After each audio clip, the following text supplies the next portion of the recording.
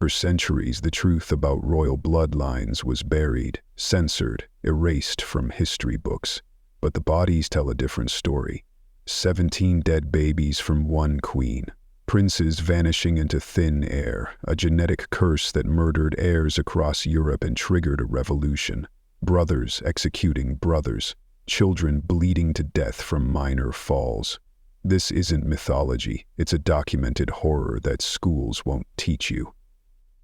DNA evidence, autopsy reports, confessions sealed for centuries, 30 bloodlines cursed beyond imagination.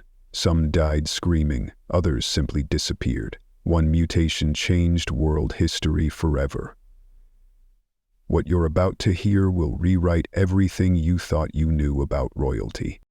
Today, we're going to walk through the shadows of British history, starting with the family that tore itself apart so completely that it left over 100,000 people dead and changed the course of England forever. A family that began with promise and ended in blood. A family whose name alone conjures images of betrayal, murder, and a war that quite literally pitted cousin against cousin, brother against brother, until the very stones of England ran red. Welcome to the first chapter of Cursed Bloodlines. Welcome to the story of the Plantagenets. Before we descend into these dark halls of royal intrigue, take a moment to subscribe. This channel explores the forgotten corners of history, the mysteries that textbooks skip over, the human tragedies behind the crowns, and while you're here, drop a comment. Where are you watching from?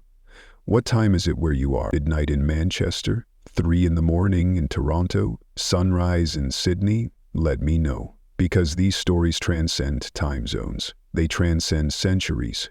They are about the one thing that connects all of us, no matter where or when we live.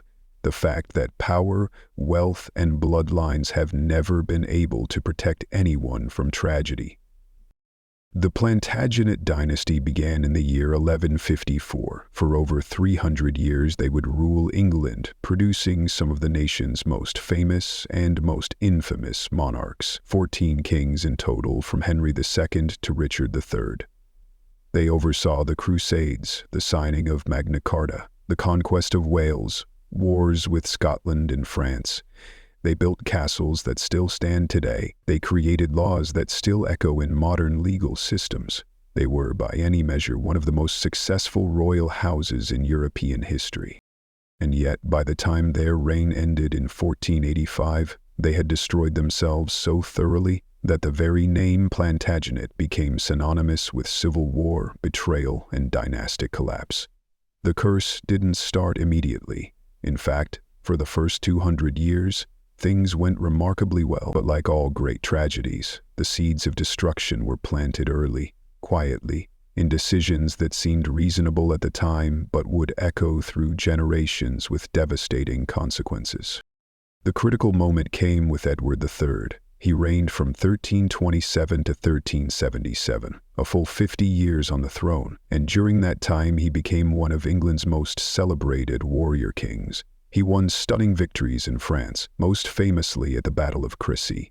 He established the Order of the Garter, still the highest order of chivalry in Britain today. He fathered numerous children, which, at the time, seemed like a blessing.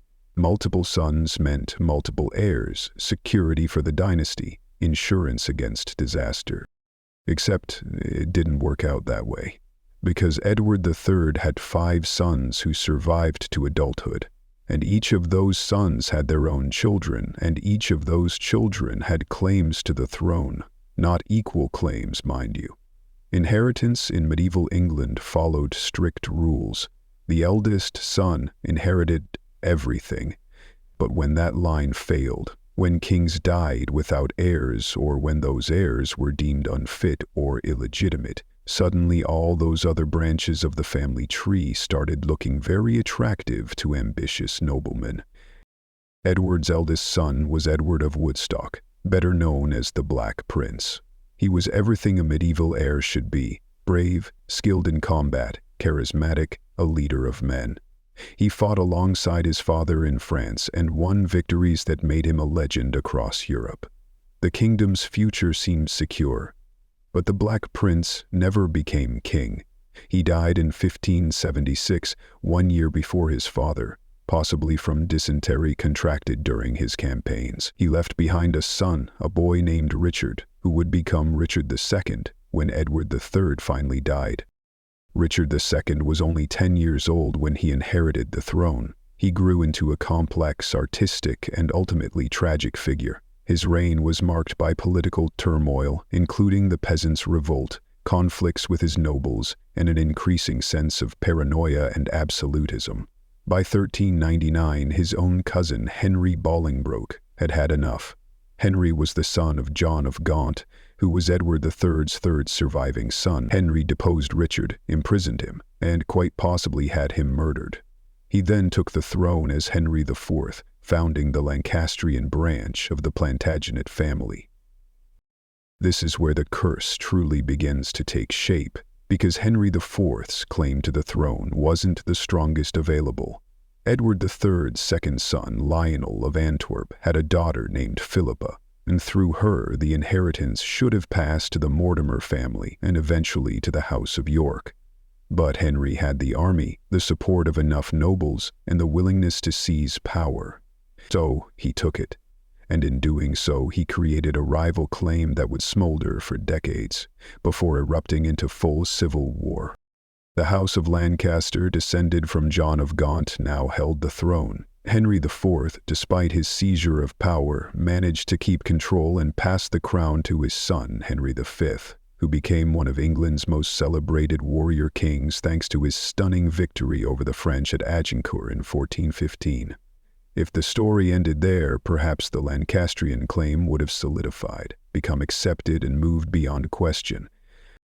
But Henry V died young, at only 35, possibly from dysentery. He left behind an infant son, 9 months old, who became Henry VI. And this is where everything truly fell apart, because Henry VI was cursed in a way that no amount of royal blood or divine right could overcome. He was by almost all accounts completely unsuited to be King of England. Exot. He lived a lonely, morose life.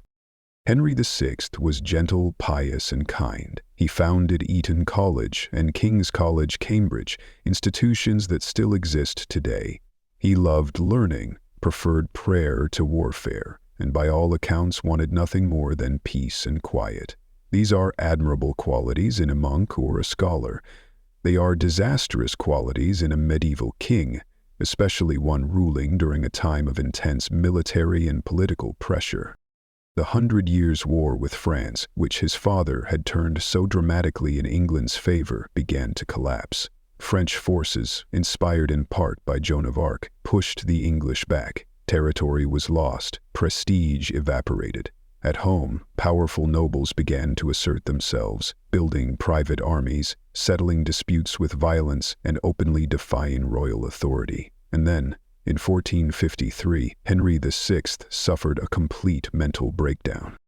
The exact nature of his condition remains debated. Some historians suggest it was inherited mental illness, possibly passed down from his French grandfather, Charles VI, who had also suffered from bouts of madness. Others suggest it was a response to stress, grief, or trauma. Whatever the cause, the king became catatonic. He couldn't speak, couldn't recognize people, couldn't govern. For over a year, he was essentially absent from his own reign. In his place, Richard, Duke of York, was appointed Lord Protector. Richard was descended from both Edmund of Langley, Edward III's fourth son, and through his mother from Lionel of Antwerp, the second son. This gave Richard a claim to the throne that was, genealogically speaking, superior to Henry's. He was capable, administratively skilled, and popular with many of the nobles. He took control of the government and began to stabilize the kingdom. Then, in late 1454, Henry VI recovered. It was as sudden and inexplicable as his collapse. He woke up, recognized his wife, met his infant son for the first time, and resumed his duties as king. Richard, Duke of York, was dismissed from his position as Lord Protector. The powerful nobles who had supported York now found themselves sidelined, threatened, or arrested by the Lancastrian faction. led primarily by Henry's formidable queen, Margaret of Anjou. Margaret of Anjou was everything her husband was not: fierce, politically astute, ruthless when necessary, and absolutely committed to securing the throne for her son. She saw the Yorkists as a threat and moved to eliminate them. Richard, Duke of York, seeing his position deteriorating and fearing for his life, gathered his forces and marched on London in May of 1455. They met the king's forces at St. Albans. It was a brief, chaotic battle, more of a skirmish, really, but it marked the beginning of what would later be called the Wars of the Roses. The Yorkists won. The Duke of Somerset, one of the key Lancastrian leaders, was killed. King Henry VI was captured, though treated with respect. Richard, Duke of York, once again took control of the government. But the fighting didn't stop. It couldn't stop, because this wasn't just a political disagreement anymore. This was a blood feud between two branches of the same family, both convinced of their right to rule, both willing to kill to secure it. The White Rose of York against the Red Rose of Lancaster, though in truth those symbols were applied retroactively. At the time, they were just Plantagenets fighting Plantagenets, cousins killing cousins. Over the next 3 decades, the throne would change hands 5 times. Kings would be made and unmade. Battles would be fought with a brutality that shocked even medieval sensibilities. The Battle of Towton, fought on Palm Sunday in 1461 during a snowstorm, remains one of the bloodiest battles ever fought on English soil. Estimates suggest that 28,000 men died that day. The nearby river was said to have run red for days. Richard, Duke of York, didn't live to see that battle. He died in 1460, killed at the Battle of Wakefield. His head was cut off and placed on a spike on the walls of the city of York, wearing a paper crown in mockery of his royal ambitions. His son, however, would succeed where he had failed. Edward, Earl of March, tall, handsome, and militarily brilliant, defeated the Lancastrians decisively and in March of 1461, at the age of just 18, was proclaimed King Edward IV. Edward IV was a remarkable figure, charismatic, over 6 feet tall at a time when the average man stood around 5'6", skilled in combat and politically shrewd when he wanted to be. He secured the Yorkist hold on the throne, sent the Lancastrian King Henry VI to the Tower of London, and appeared to have ended the Civil War. Margaret of Anjou and her son fled to France. England, exhausted from a decade of fighting, seemed ready for peace. But Edward made a decision that would haunt his reign and ultimately doom his children. In 1464, he married Elizabeth Woodville in secret. This was scandalous for several reasons. First, she was a commoner, a widow, not of royal blood. Second, the marriage was conducted without the knowledge or approval of Edward's most powerful ally, Richard Neville, the Earl of Warwick, who was actively negotiating a French marriage alliance for the king. Third, Elizabeth came with a large, ambitious family who immediately began to advance themselves at court, taking positions and making marriages that threatened the established nobility. Warwick, known as the Kingmaker because of his role in putting Edward on the throne, felt betrayed. The other nobles felt threatened by the sudden rise of the Woodville family, and there were whispers, quiet at first but growing louder, that perhaps Edward's marriage wasn't even legal. There were rumors of a pre-contract, a binding agreement, or even a secret marriage to another woman before Elizabeth. If true, it would make his marriage to Elizabeth invalid and his children illegitimate. These rumors would simmer for years, never quite going away, but never quite proven either. They created doubt, uncertainty, the kind of cracks in royal authority that could be exploited later. But for now, Edward remained king. He reconciled with Warwick briefly, then broke up with him again. Warwick, in a stunning reversal, allied with Margaret of Anjou and the Lancastrians, and in 1470 briefly restored Henry VI to the throne. It didn't last. Edward returned from exile in Burgundy, defeated Warwick at the Battle of Barnet, where the Kingmaker was killed, then defeated Margaret of Anjou at the Battle of Tewkesbury, where her son, the Lancastrian heir, was killed. Henry VI died shortly after, imprisoned in the Tower of London, officially of melancholy, but almost certainly murdered. With the Lancastrian line seemingly extinct, Edward IV ruled in relative peace for the next 12 years. He had two sons, Edward and Richard, born in wedlock to Elizabeth Woodville. The succession seemed secure. The wars appeared to be over. And then, on April 9, 1483, Edward IV died suddenly, possibly from a stroke or pneumonia, at the age of just 40. His heir, Edward V, was 12 years old. Edward V never really ruled. He was escorted to London by his uncle, Richard, Duke of Gloucester, Edward IV's younger brother, who had been named Lord Protector. The boy was lodged in the Tower of London, which at the time was still partly a royal residence, not just a prison. This was normal. Kings often stayed at the Tower before their coronation. His younger brother, 9-year-old Richard, Duke of York, soon joined him. And then something happened that remains one of the greatest mysteries in British history. The two boys were seen less and less frequently. Sightings of them playing in the Tower grounds became rare, then stopped altogether. No coronation was held. Instead, in June of 1483, Parliament passed a document called Titulus Regius, declaring that Edward IV's marriage to Elizabeth Woodville had been invalid due to a pre-contract with another woman. Therefore, all children of that marriage were illegitimate. Edward V was no longer king. His brother was no longer an heir. They were just boys, nobles perhaps, but with no claim to the throne.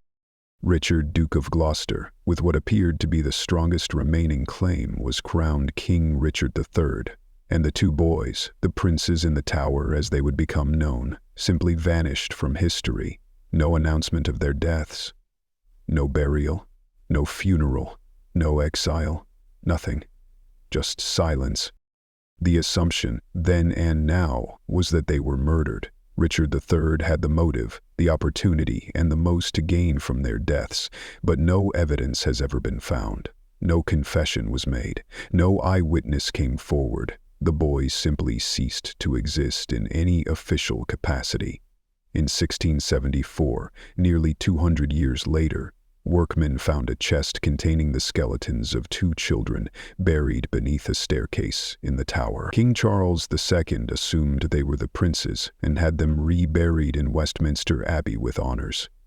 But modern analysis of those bones has been inconclusive, and the Church has refused to allow DNA testing. Though we don't know what happened to them, we likely never will. But their disappearance became a symbol of everything dark and cursed about the Plantagenet bloodline. Two innocent boys, heirs to the throne, vanished because they were born into a family that had been tearing itself apart for decades. Whether Richard killed them, whether someone else did, or whether they somehow survived and disappeared into history, the effect was the same. The curse of the Plantagenets had claimed two more victims. Richard III's reign was short and embattled. He faced rebellions, plots, and constant rumors about the princes. His own son and heir died in childhood. His wife died, possibly from tuberculosis. He was increasingly isolated, increasingly desperate. And then, in 1485, Henry Tudor landed in Wales with a small army and a claim to the throne so tenuous that it required significant historical gymnastics to justify. Henry Tudor was descended from John of Gaunt through his mother Margaret Beaufort, but that descent came through an illegitimate line that had been specifically barred from inheriting the throne. His claim was weak, but Richard's position was weaker. The kingdom was exhausted, suspicious, and many of Richard's own nobles were ready to switch sides. They met at Bosworth Field on August 22, 1485. The battle was brief. At the critical moment, several of Richard's key supporters either refused to fight or actively switched to Henry's side. Richard, seeing his position collapsing, made a desperate charge toward Henry's position, apparently hoping to kill him personally and end the battle. He almost succeeded. He cut down Henry's standard-bearer and came within sword's reach of Henry himself before being surrounded and killed. His body was stripped, mutilated, and thrown over a horse. He was buried in a simple grave in Leicester-Lee, later lost when the monastery was dissolved. In 2012, archaeologists found his remains under a parking lot, the skeleton showing clear signs of the brutal wounds he suffered in his final moments. Richard III was the last Plantagenet king, and with his death the dynasty that had ruled England for over 300 years came to an end. But the curse didn't die with him, because the Wars of the Roses weren't just about who wore the crown. They were about what happens when a family becomes so obsessed with power, so willing to betray and murder their own blood, that they destroy the very thing they're fighting over. Estimates suggest that over 105,000 people died during the Wars of the Roses. Roughly 5.5% of England's entire population. Entire noble families were wiped out. The social fabric of the country was torn apart. And for what? By the end, both the main Lancastrian and Yorkist lines were essentially extinct. Henry Tudor's claim was so weak that he had to marry Edward IV's daughter, Elizabeth of York, to add any legitimacy to his rule. He created the Tudor Rose, combining the red rose of Lancaster and the white rose of York as a symbol of unity. But it was a unity built on exhaustion, not resolution. The Plantagenets hadn't been defeated by a rival dynasty. They had simply killed each other until there was almost no one left. Throughout this 30-year bloodbath, certain patterns emerged that would echo through British royal history for centuries. The pattern of brothers betraying brothers, like George, Duke of Clarence, who was executed by his brother Edward IV, allegedly drowned in a barrel of wine for his treachery. The pattern of queens manipulating politics from behind the throne, like Margaret of Anjou, who led armies and negotiated alliances while her husband sat in religious contemplation. The pattern of child heirs disappearing, like the princes in the Tower, their fates unknown, their graves unmarked. George, Duke of Clarence, deserves special mention because his death represents the Plantagenet curse in miniature. He was Edward IV's brother, next in line to the throne if Edward's children were set aside. He was handsome, charming, and ambitious to the point of recklessness. He betrayed Edward multiple times, first joining Warwick's rebellion, then switching back to Edward's side, then plotting again after Warwick's death. Edward forgave him once, twice, but there are limits even to brotherly love when the throne is at stake. In 1478, George was arrested and tried for treason. The evidence against him was compelling. He had been spreading rumors that Edward's children were illegitimate. He had been consulting with astrologers and sorcerers about the king's death. He had been recruiting followers and stockpiling weapons. The verdict was guilty. The sentence was death. But because he was royal blood, brother to the king, he was allowed to choose his method of execution. And according to legend, perhaps the strangest legend in all of Plantagenet history, he chose to be drowned in a barrel of Malmsey wine. Whether this actually happened is debated. Some historians think it's too theatrical to be true, a story invented later to add color to an otherwise mundane execution. Others point out that no contemporary source actually contradicts it, and stranger things have happened in royal history. What's not debated is that George died in the Tower of London, executed by his own brother for the crime of being too ambitious, too reckless, and too much of a threat. Even family loyalty couldn't survive the curse of the Plantagenet bloodline. And this pattern repeated itself again and again. Richard, Duke of York, killed at Wakefield, his head mockingly crowned and displayed. The young Earl of Rutland, 17 years old, killed while trying to flee the same battle, stabbed to death by Lord Clifford, who reportedly said the boy's father had killed his father, so blood must answer for blood. The Duke of Somerset, hacked to death in the streets of St. Albans. The Earl of Warwick, the kingmaker himself, killed at Barnet trying to restore the very king he had once helped depose. The aristocracy of England was bleeding itself to death, and the common people suffered too. Armies needed to be fed, housed, paid, taxes increased, trade was disrupted. Fields went unplowed when farmers were conscripted to fight, towns were sacked, villages burned. The normal mechanisms of law and order broke down as local lords were either away fighting or using the chaos to settle personal scores. Contemporary chroniclers struggled to make sense of it all. Some saw it as divine punishment for England's sins. Others saw it as the natural result of weak kingship. A few recognized it for what it was, a structural problem created by Edward III's many sons, by unclear succession laws, by the precedent set when Henry IV seized the throne from Richard II. Once it became acceptable for one branch of the family to depose another, once murder and betrayal became tools of royal politics, there was no way to put that genie back in the bottle. The Plantagenets became victims of their own success. They had ruled for so long, built such a strong monarchy, created such a clear sense of royal entitlement that, when the succession became unclear, nobody was willing to back down. Nobody was willing to compromise. The throne was the prize, and the prize was worth any cost, including the destruction of the family and the kingdom itself. Even the church couldn't stop it. The bishops tried to mediate, truces were declared, oaths were sworn, but they never lasted. Personal grudges were too deep. The memory of murdered fathers, brothers, sons was too fresh. Each battle created new grievances, new martyrs, new reasons to keep fighting.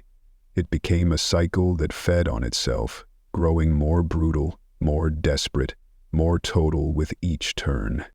By the time Henry Tudor won at Bosworth, the Plantagenet curse had consumed almost everyone connected to it. The legitimate male line was extinct. The female lines had been married off, executed, or died in obscurity. The great nobles who had propped up one side or the other were dead, exiled, or bankrupted. What remained was a kingdom exhausted by war, suspicious of royal authority, and deeply scarred by 3 decades of civil conflict. This is the legacy of the Plantagenet curse, not just the deaths, though those were numerous and tragic, not just the political instability, though that nearly destroyed England as a functioning state, but the precedent it set. The idea that royal blood was no protection against royal ambition, that family ties could be severed as easily as signing a death warrant, that the throne was worth any price, including the throne itself. When we talk about cursed bloodlines, this is what we mean.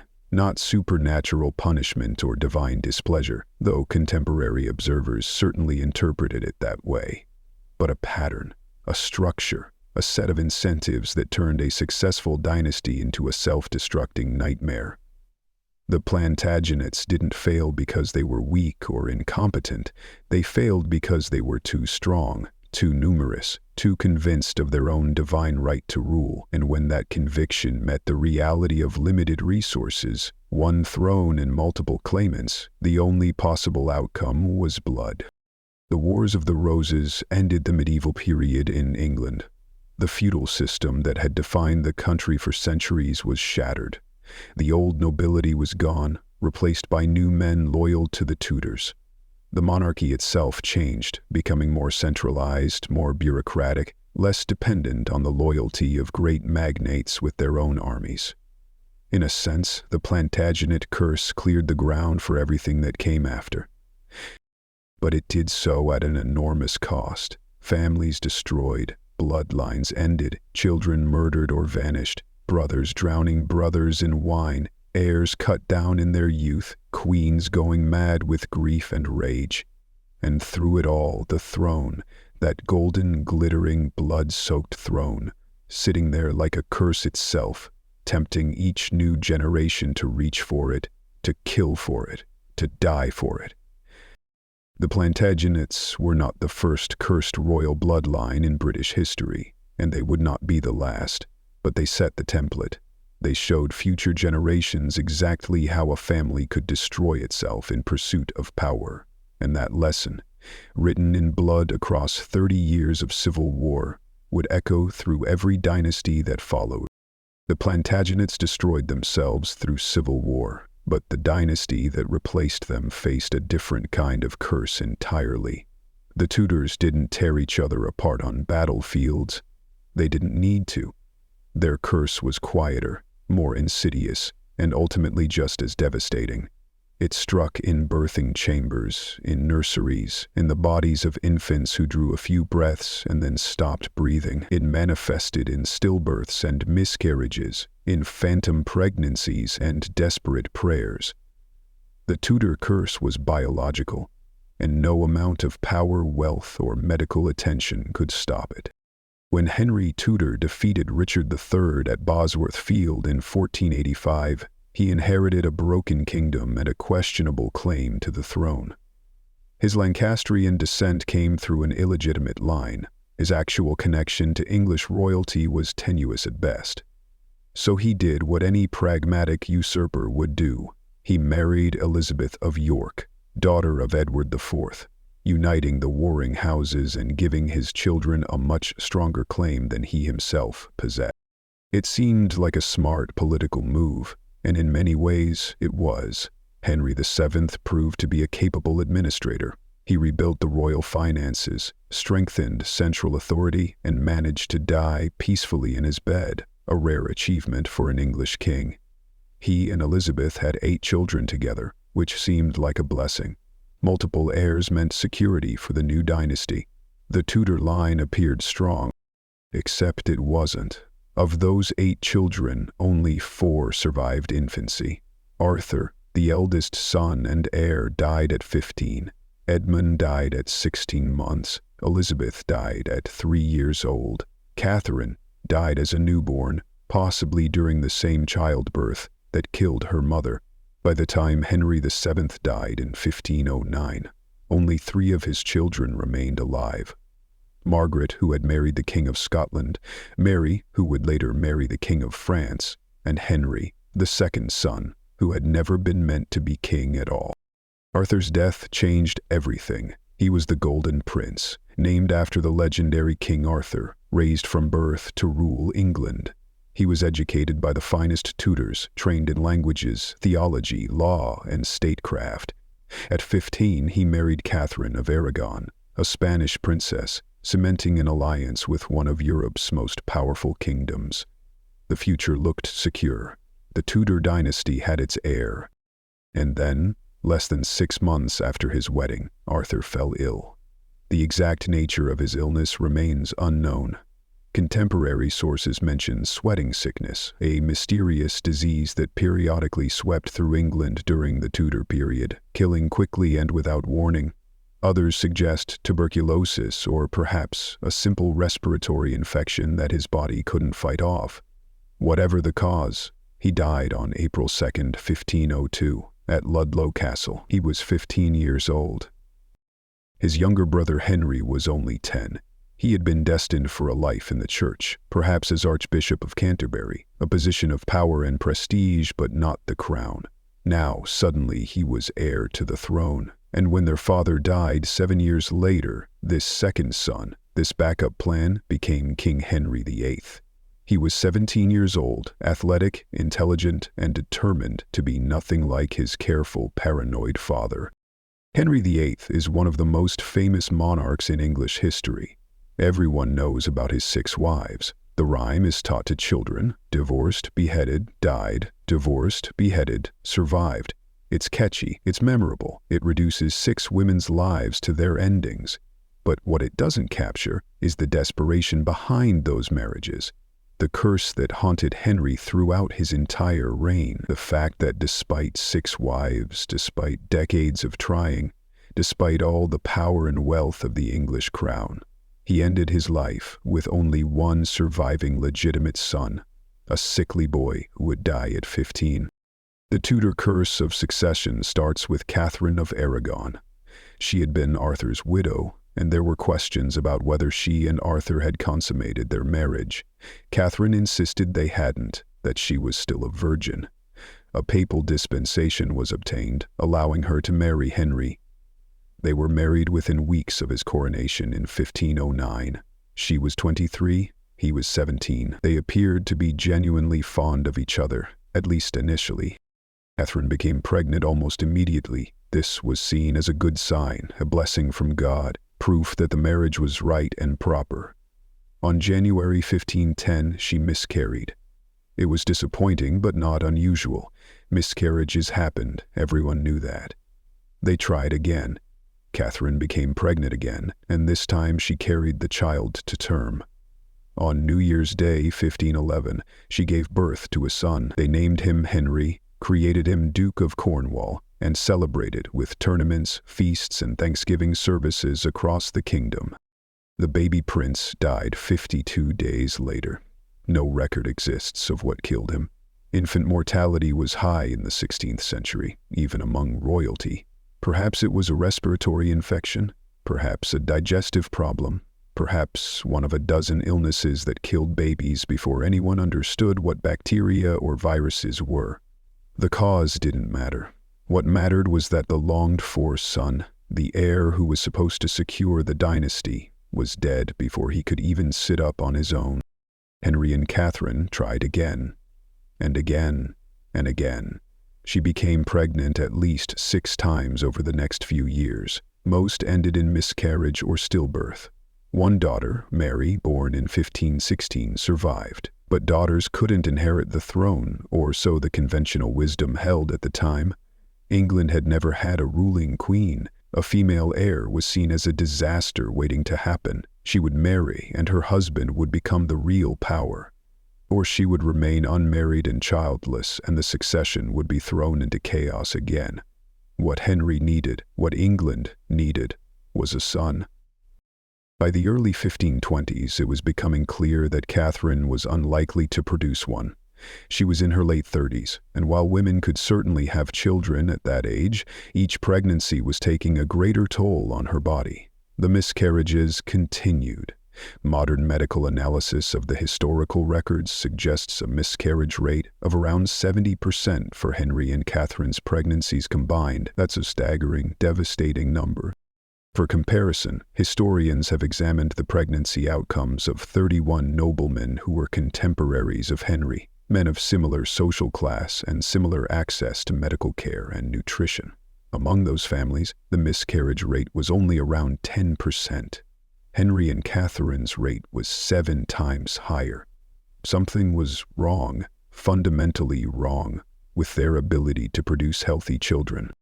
Some modern researchers have suggested that Henry carried a genetic condition called Kell blood type, which can cause miscarriages in subsequent pregnancies if the mother is Kell negative.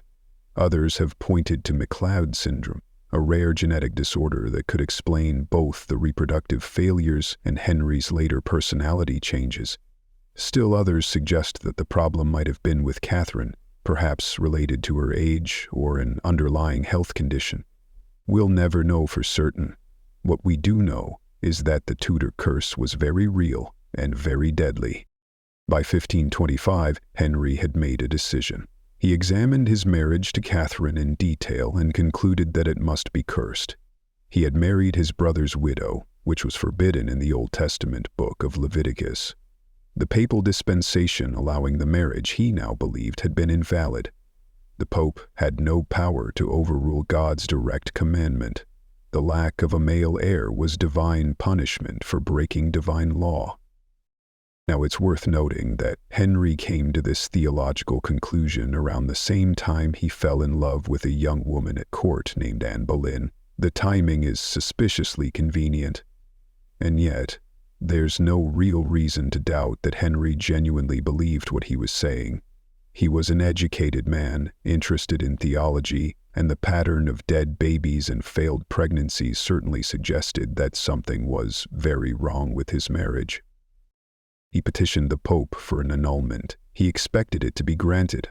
Annulments were relatively common for nobility when political circumstances changed, but Catherine's nephew was Charles V, the Holy Roman Emperor, one of the most powerful men in Europe. The Pope was essentially a prisoner of Charles at the time. There was no way he was going to approve an annulment that would humiliate the emperor's aunt and declare his cousin Mary a bastard. The request was denied. Henry's response was to break with the Roman Catholic Church entirely, declare himself supreme head of the Church of England, and grant himself the annulment. It was one of the most consequential decisions in English history, leading to the English Reformation, centuries of religious conflict, and the foundation of Anglicanism. and it all stemmed from the Tudor curse. From Henry's desperate need for a male heir and his inability to produce one with Catherine, he married Anne Boleyn in 1533. She was already pregnant. Henry was convinced this child would be the son he needed. It had to be. God wouldn't have led him through all this struggle just to deny him an heir. Except the child was a daughter, Elizabeth, born in September 1533, healthy and strong, but not the son Henry had prayed for. Anne became pregnant again. She miscarried. She became pregnant again. She miscarried. The exact number isn't clear from historical records, but it appears she lost at least 2 pregnancies, possibly 3. One of those miscarriages, in January 1536, was reportedly of a male fetus. Henry was devastated and furious. The pattern was repeating itself. Another wife, more failed pregnancies, still no son. By May 1536, Anne Boleyn was under arrest, charged with adultery, incest, and treason. The charges were almost certainly fabricated. The evidence was thin to non-existent. But Henry wanted out of the marriage, and he had the power to make that happen. Anne was tried, convicted, and executed within 3 weeks. She was beheaded at the Tower of London on May 19, 1536. He was probably around 35 years old. Henry married his 3rd wife, Jane Seymour, just 11 days later. Jane had been one of Anne's ladies-in-waiting, quiet where Anne had been vivacious, obedient where Anne had been strong-willed. She became pregnant within months, and this time, finally, after decades of trying, after 2 wives and countless lost pregnancies, Jane gave birth to a healthy baby boy. Prince Edward was born on October 12, 1537, at Hampton Court Palace. The kingdom erupted in celebration. Bonfires were lit across London, cannons were fired, prayers of thanksgiving were offered in every church. Henry finally had his son, his heir, the future Edward VI. The Tudor dynasty was secure. Except Jane Seymour died 12 days later. She developed what was probably puerperal fever, a bacterial infection of the uterus that was extremely common after childbirth in the era before antibiotics and antiseptic procedures. There was nothing anyone could do. She died on October 24, 1537. Henry was genuinely grief-stricken. Of all his wives, Jane was the one he would later claim to have truly loved, possibly because she was the one who gave him the son he desperately needed, and then conveniently died before she could disappoint him. She was buried with full honors at Windsor Castle, and when Henry died 10 years later, he was buried beside her. But even with Edward's birth, the curse wasn't finished. Henry married 3 more times. His 4th marriage, to Anne of Cleves, was annulled after 6 months when Henry found her physically unattractive. They never consummated the marriage, which meant no children and no risk of more reproductive failure. His 5th wife, Catherine Howard, was probably around 19 when she married the king. She was accused of adultery, almost certainly more credibly than Anne Boleyn had been, and executed in February 1542. She was still a teenager.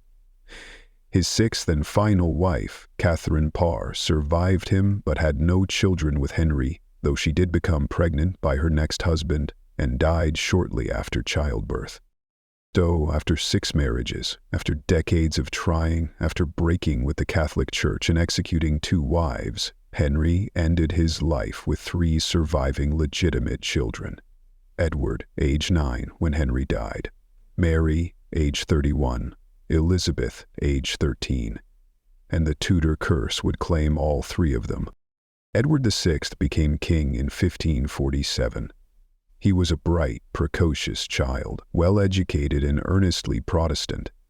For the first years of his reign, the kingdom was run by a council of regents, since Edward was too young to rule personally.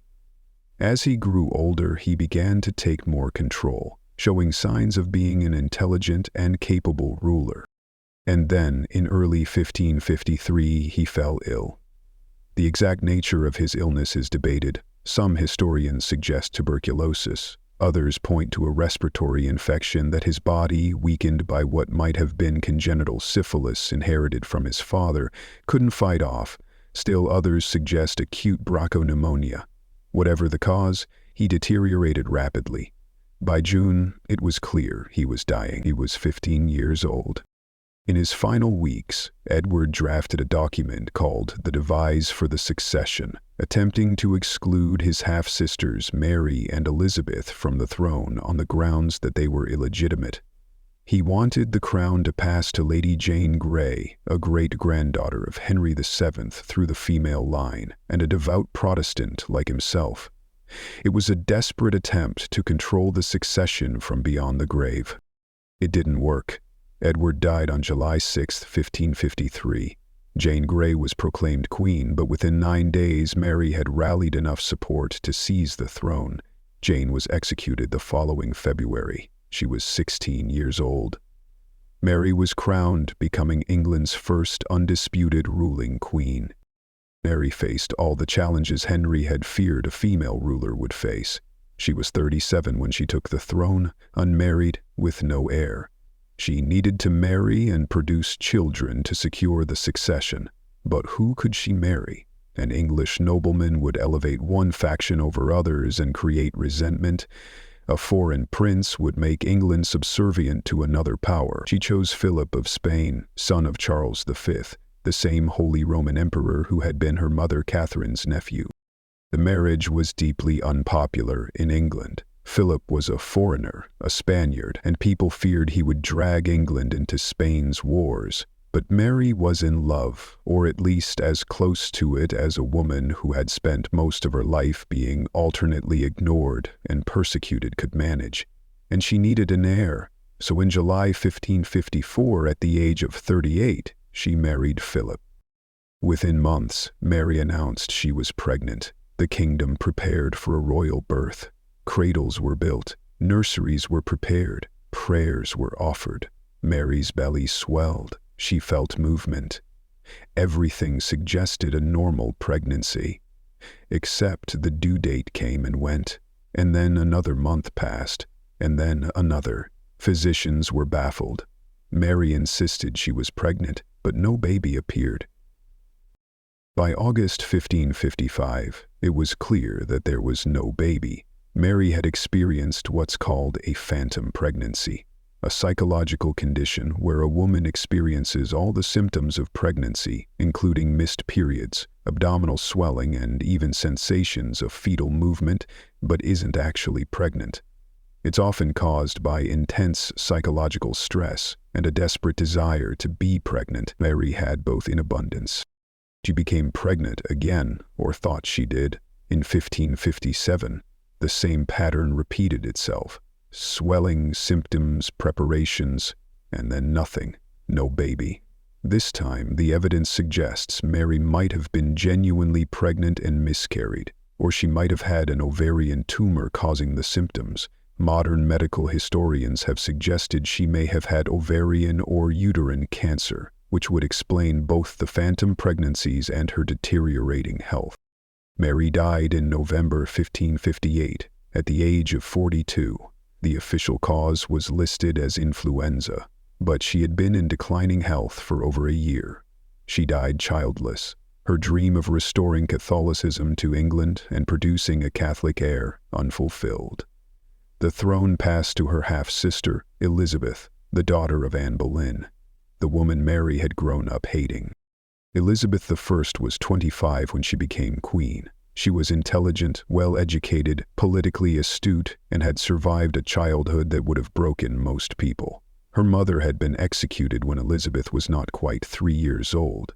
She had been declared illegitimate, then re-legitimized, then suspected of treason under Mary's reign. She had learned to be cautious, to trust no one completely, to keep her own counsel. And she had also learned from watching her father and siblings what marriage and pregnancy meant for the Tudors. Death. Mary had died childless after phantom pregnancies that humiliated her. Jane Seymour had died giving birth to Edward. Catherine Howard had been barely more than a child when Henry married her, and not much older when he executed her. Catherine of Aragon had spent years losing pregnancy after pregnancy, and Boleyn had been executed when she couldn't produce a son. Elizabeth made a choice that must have seemed radical at the time. She would not marry. She would not risk pregnancy. She would be the Virgin Queen, married to her kingdom, mother to her people, but never an actual mother and never any man's wife. Parliament begged her to marry. Her advisors pleaded with her to produce an heir. Foreign princes courted her. She flirted, she negotiated, she dangled the possibility, but she never committed. Some historians suggest she had medical reasons for this choice. There are hints in contemporary accounts that Elizabeth suffered from some condition that made her believe pregnancy would kill her. Others suggest she was simply too psychologically damaged by her childhood to risk the vulnerability that marriage would bring. Still, others argue it was a brilliant political strategy. By remaining unmarried, she kept foreign powers guessing, maintained her independence, and avoided the political complications that a husband would bring. Whatever her reasons, the result was the same. Elizabeth ruled for 44 years, longer than any previous English monarch. She presided over a golden age of English culture, defeated the Spanish Armada, and turned England into a major European power. And she died at 1603 at the age of 69, without an heir. The Tudor dynasty ended with her. Not one of Henry VIII's 3 children produced a child of their own. Edward died at 15 before he could marry. Mary's pregnancies were phantom or fatal. Elizabeth never tried. The curse that had haunted Henry throughout his reign, that drove him to break with Rome, to execute wives, to obsessively pursue a male heir, ultimately consumed his entire line. But the curse went even deeper than that, because it wasn't just Henry's children who suffered. The reproductive failures ran through the entire Tudor family. Henry VII had 8 children, only 4 of whom survived childhood. Of those 4, Margaret married the King of Scotland and had multiple children, some of whom survived, making her the only one of Henry VII's children to successfully continue a bloodline. Mary married first the King of France, who died shortly after without giving her children. Then Charles Brandon, Duke of Suffolk, with whom she had 4 children, 3 of whom survived to adulthood. Henry VIII had 3 children who survived to adulthood, but none who produced heirs. Looking at the broader pattern, the Tudor reproductive failure rate was genuinely abnormal. Modern medical researchers who have studied the historical records suggest that around 70% of pregnancies attributed to Henry VIII and his wives ended in miscarriage or stillbirth. That's compared to about 10% among comparable noble families of the same era. Something was wrong, genetically or medically wrong, with the Tudor line. Various theories have been proposed. The Kell blood type theory suggests Henry was Kell positive, which would cause his Kell negative wives to develop antibodies against their babies, leading to miscarriages in second and subsequent pregnancies. This would explain why Catherine of Aragon's first pregnancy succeeded, but later ones failed. It would explain why Anne Boleyn's first pregnancy produced Elizabeth, but later pregnancies failed. McLeod syndrome theory suggests Henry had a rare genetic condition that not only caused reproductive problems, but also explained his dramatic personality change in later life. Henry in his youth was athletic, charming, cultured, and relatively reasonable. Henry in his final years was obese, paranoid, tyrannical, and violent. McLeod syndrome can cause progressive personality changes along with reproductive issues. The theory is compelling but unprovable without genetic testing of Henry's remains. Another possibility is that the problem wasn't primarily with Henry, but with the general health challenges of the era. The Tudor court was not a healthy place. Lead poisoning from cosmetics and dishes was common. Lead malapproximation was possible even among the wealthy if their diets lacked key nutrients. Infectious diseases swept through periodically. The sweating sickness that may have killed Arthur appeared several times during Henry's reign, killing quickly and seemingly at random. And then there's the simple stress factor. Catherine of Aragon spent years knowing her position depended on producing a son. Anne Boleyn lived under the same pressure, with the added knowledge that Henry had already disposed of one wife who failed to deliver. That kind of psychological stress can absolutely affect reproductive health. Stress hormones can interfere with pregnancy. Anxiety can contribute to miscarriages. The very desperation for an heir may have made it less likely to occur. Jane Seymour succeeded where Catherine and Anne had failed, possibly because she was less stressed, possibly because she had better genetic compatibility with Henry, possibly because of sheer random chance. But her success killed her. Puerperal fever was extraordinarily common in the 16th century. Doctors didn't wash their hands between patients. They didn't understand the importance of sanitation. A woman giving birth was at enormous risk of infection, and once that infection set in, there was no treatment. Jane did her duty, produced the male heir, and died for it. The tragedy of the Tudor curse is that it affected everyone, not just the royal family itself. Religious upheaval came because Henry needed to remarry, the break with Rome, the dissolution of the monasteries, the executions of Thomas More and John Fisher, the decades of religious persecution under Mary and then Elizabeth. All of it traced back to Henry's desperate need for a son and his inability to produce one within his first marriage. 2 queens were executed, both almost certainly innocent of the charges against them. Anne Boleyn and Catherine Howard died because they failed to produce male heirs and because Henry needed an excuse to move on to someone who might. Their deaths were judicial murders sanctioned by Parliament and carried out with the full force of law, but murders nonetheless. Thousands of people died in the religious conflicts that followed Henry's break with Rome. Protestants were burned under Mary. Catholics were executed under Elizabeth. The kingdom was torn apart by theological disputes that wouldn't have occurred if Henry had simply accepted his daughter Mary as his heir instead of pursuing decades of increasingly desperate attempts to get a son. The succession was thrown into chaos multiple times. Edward tried to exclude his sisters and put Jane Grey on the throne. Mary tried to restore Catholicism and marry England to Spain. Elizabeth refused to name an heir for decades, leaving the kingdom in suspense about what would happen when she died. All of this uncertainty, all of this conflict stemmed from the Tudor reproductive curse. And in the end, the dynasty died anyway. Despite all of Henry's efforts, despite the break with Rome, despite the executed wives and the religious upheaval and the decades of trying, the Tudor line ended without a direct heir. Elizabeth was forced to name James VI of Scotland, the great-great-grandson of Henry VII, through Margaret Tudor's line, as her successor. The crown passed to the Stuarts, a Scottish dynasty, because the English Tudor line had completely failed to reproduce itself.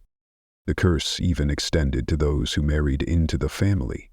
Catherine of Aragon spent years in declining health, cast aside and humiliated, dying at age 50, still maintaining she had been Henry's true wife. Anne Boleyn was executed. Jane Seymour died in childbirth. Catherine Howard was executed.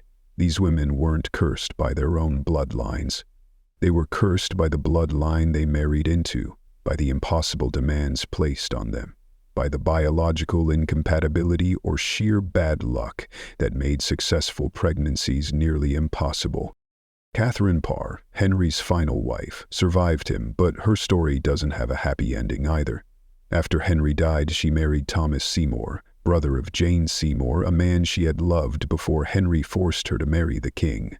She became pregnant at age 36, her first pregnancy. She gave birth to a daughter in August 1548. 6 days later, Catherine died of puerperal fever, the same infection that had killed Jane Seymour. Even escaping the Tudor marriage alive didn't save her from the curse. The pattern is inescapable. The Tudors couldn't successfully reproduce. They tried desperately. They had the best medical care available in the 16th century. They had wealth, power, and every possible advantage, and it didn't matter. Babies died. Mothers died. Pregnancies failed. The heir that should have secured the dynasty for generations died at 15. The desperate attempts to replace him produced only more dead babies and dead mothers.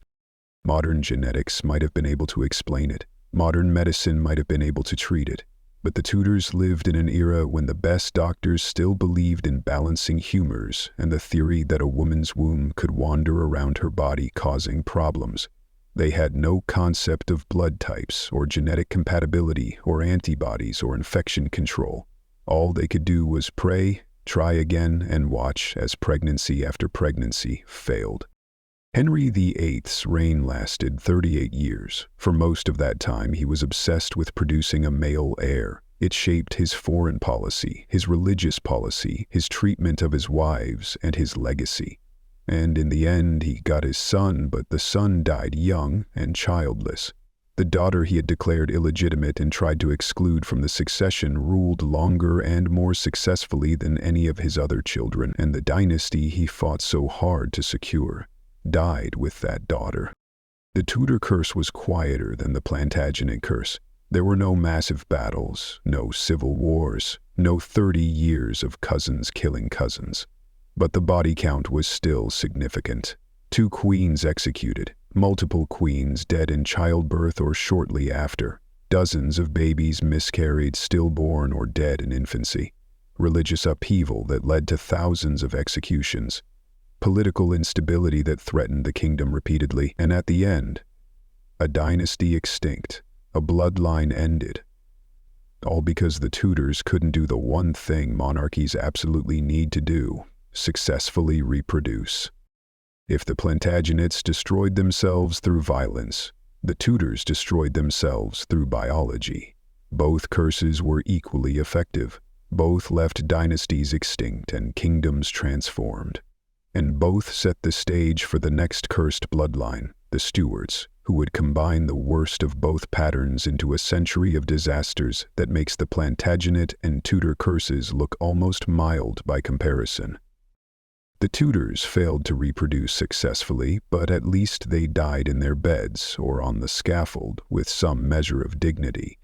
The Stuarts, the dynasty that inherited the English throne when Elizabeth I died childless in 1603, managed to combine reproductive failure with political catastrophe in ways that make their predecessors look almost competent by comparison. If the Plantagenets were cursed with civil war and the Tudors with biological dysfunction, the Stuarts were cursed with everything: beheadings, madness, stillbirths, exile, disease, and a spectacular inability to hold on to power despite multiple attempts. The Stuart dynasty had ruled Scotland since 1371, and by most measures it had not gone well. Multiple Scottish Stuart kings died violently. James I of Scotland was assassinated in 1437, stabbed to death in a sewer after fleeing attackers who broke into the monastery where he was staying. James II died when a cannon exploded during a siege in 1460. James III was killed in a rebellion in 1488. James IV died at the Battle of Flodden in 1513, one of Scotland's worst military disasters. The pattern was clear: being a Stuart king of Scotland was dangerous. But in 1603, the Stuarts got their chance at the bigger prize. When Elizabeth died without an heir, the crown passed to James VI of Scotland, who became James I of England. He was the great-great-grandson of Henry VII through Margaret Tudor, Henry VIII's sister, who had married into the Scottish royal family. His claim was legitimate, undisputed, and everyone was relieved that the succession happened peacefully after the uncertainty of Elizabeth's final years. James brought his family with him from Scotland. He had married Anne of Denmark in 1589, and together they had produced several children. On the surface, this looked like a good sign. The Tudors had failed to reproduce successfully, but James already had heirs. The succession seemed secure, except the Stuart reproductive pattern was only marginally better than the Tudor one, and it came with additional complications that the Tudors had never faced. James and Anne had 7 children total. 3 died in infancy or early childhood. Of the 4 who survived to adulthood, the most promising was Prince Henry, born in 1594. Henry was everything an heir should be: athletic, intelligent, charismatic, militarily inclined, and popular with both the nobility and the common people. He was the opposite of his father in many ways. James was scholarly, bookish, awkward in public, and more interested in theology than martial pursuits. Henry was a natural leader, the kind of prince who looked like he was born to be king. And then, in October 1612, Henry fell ill. It started with what seemed like a minor fever, nothing unusual for the time, but it worsened rapidly. Within weeks, he was desperately sick. Doctors were called, remedies were tried, nothing worked. On November 6, 1612, Prince Henry died. The exact cause remains debated. Contemporary accounts suggest typhoid fever, though some historians have proposed other possibilities including porphyria or even poisoning, though there's no real evidence for the latter. Henry was 18 years old. His death devastated the kingdom and altered English history. The heir who was supposed to unite the Stuart kingdoms, to bring military glory and strong leadership, was gone. In his place, the succession fell to his younger brother Charles, a boy who had been sickly as a child, who stammered when he spoke, who was physically small and had never been intended for the throne. Charles was everything Henry hadn't been: reserved, stubborn, convinced of the divine right of kings in a way that would prove catastrophic. James I himself died in 1625, probably from a stroke, though possibly from kidney failure. He had ruled England for 22 years, and while his reign had its problems, he had at least avoided major disasters. He had united the English and Scottish crowns. He had commissioned the King James Bible, one of the most influential books in the English language. He had kept England mostly at peace. He died of natural causes in his bed at age 58, which by Stuart standards was actually an achievement. Charles I inherited the throne at age 24. He married Henrietta Maria of France, a Catholic princess, which immediately created problems in Protestant England. But more significantly, Charles brought with him a rigid belief in the divine right of kings that his father had also held, but had been pragmatic enough not to push too hard. Charles wasn't pragmatic. He believed, genuinely and completely, that he had been chosen by God to rule, that his authority came from heaven, and that no earthly power, not parliament, not the law, not tradition, had any right to question him. Exit verse. This belief would get him killed. But before we get to that, we need to talk about the Stuart reproductive curse, because Charles and Henrietta Maria continued the family pattern of obstetric disasters. They had 9 children together over 18 years of marriage. 4 died in infancy or early childhood. Of the 5 who survived to adulthood, only 2 would have children of their own, and one of those 2 would die without legitimate heirs, leaving only one successful line of descent. Their first child, born in 1629, was born prematurely and died within hours, so quickly that there's no record of the child even being named or baptized.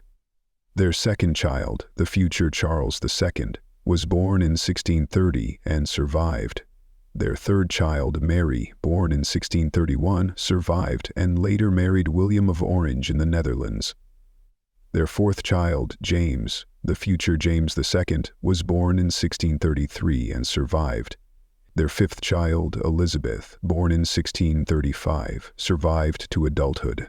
Their sixth child, Anne, born in 1637, died at age 3. Their seventh child, Catherine, born in 1639, died the same day she was born, or possibly was stillborn. Their eighth child, Henry, born in 1640, survived to age 20 but died of smallpox. Their ninth child, Henrietta, born in 1644, survived and later married into French nobility. So out of 9 children, 5 survived to adulthood, which was actually better than the Tudor record. But the Stuart curse manifested in different ways. It wasn't just about infant mortality. It was about what happened to those who survived. And what happened to the Stuart children was in many ways worse than simply dying young. Charles I's reign was a disaster from almost the beginning. He believed in absolute monarchy. Parliament believed it had rights and powers that needed to be respected.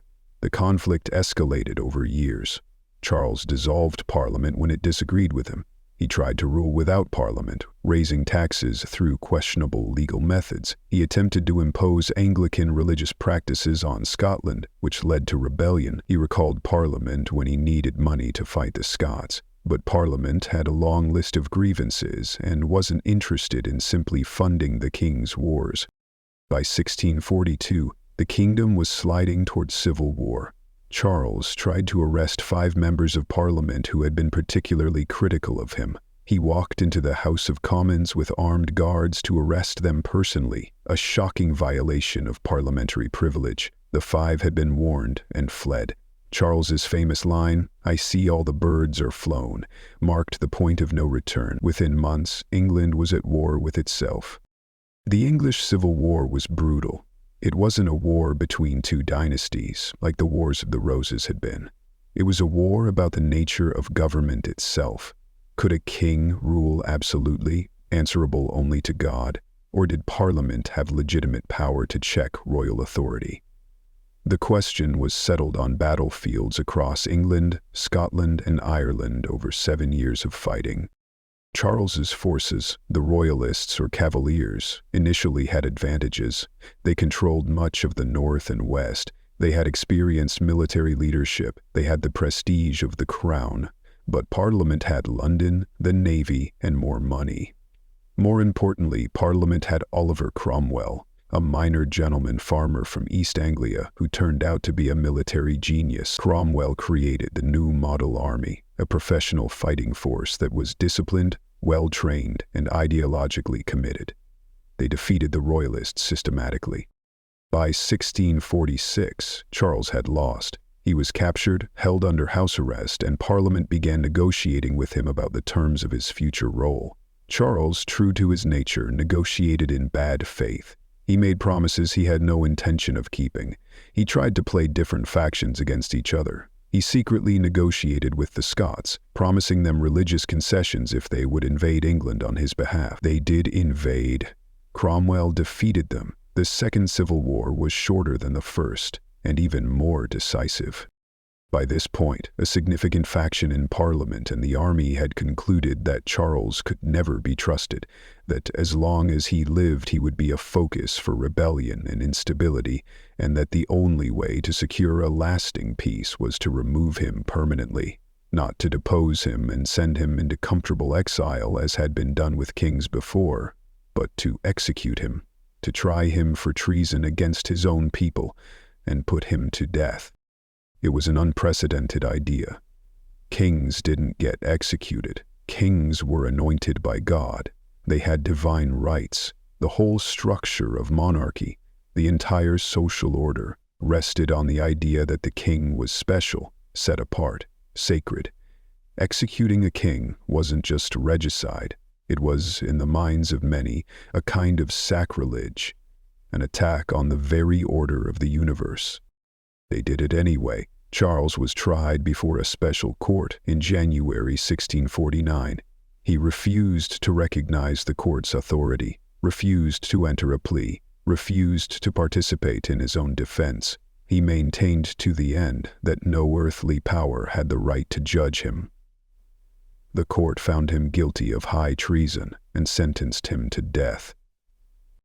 On January 30th, 1649, Charles I was led to a scaffold outside the banqueting house at Whitehall Palace. It was the same palace where he had ruled, where he had held court, where he had insisted on his divine authority. A large crowd gathered. Charles made a short speech, maintaining his innocence and insisting that he was dying a Christian and a martyr. He prayed briefly. He breathed, then he put his head on the block and the executioner brought down the axe. According to eyewitness accounts, the crowd let out a groan unlike anything heard before. Some people rushed forward to dip handkerchiefs in the king's blood, already treating him as a martyr. Others stood in shocked silence. Charles had been a terrible king in many ways, stubborn and arrogant and politically incompetent. But he was still the king, and his execution represented a fundamental break with centuries of tradition and belief. England was now a republic, officially called the Commonwealth, though it was more accurately a military dictatorship led by Cromwell. The monarchy was abolished. The House of Lords was abolished. England was to be ruled by Parliament, with Cromwell as Lord Protector, a title deliberately chosen to avoid the word king while still acknowledging that someone needed to be in charge. Charles's children were scattered in exile. The eldest son, also named Charles, fled to France and then to the Netherlands, keeping the royalist cause alive but with little real power or resources. The younger children were variously imprisoned, exiled, or hidden by sympathizers. The Stuart dynasty appeared to be finished. And here's where the Stuart curse takes an interesting turn, because unlike the Plantagenets who destroyed themselves permanently, or the Tudors who simply died out, the Stuarts kept coming back. They were like a chronic disease that goes into remission periodically but never quite gets cured.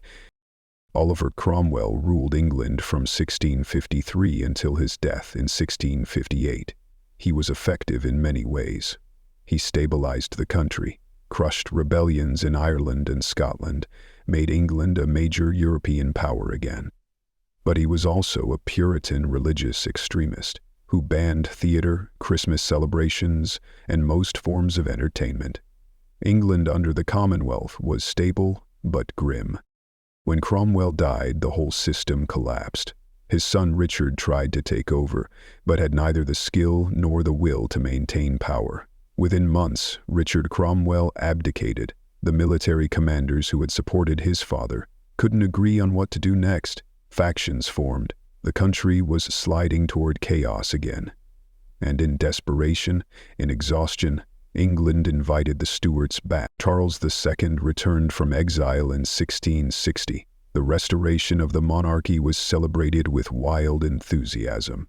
People were tired of Puritan rule. They wanted their theaters back, their festivals, their traditional way of life. Charles II seemed like the answer. He was charming, witty, pleasure-loving, the opposite of the grim Puritan regime. He promised forgiveness, reconciliation, and a fresh start. But the Stuart curse wasn't finished with the family yet.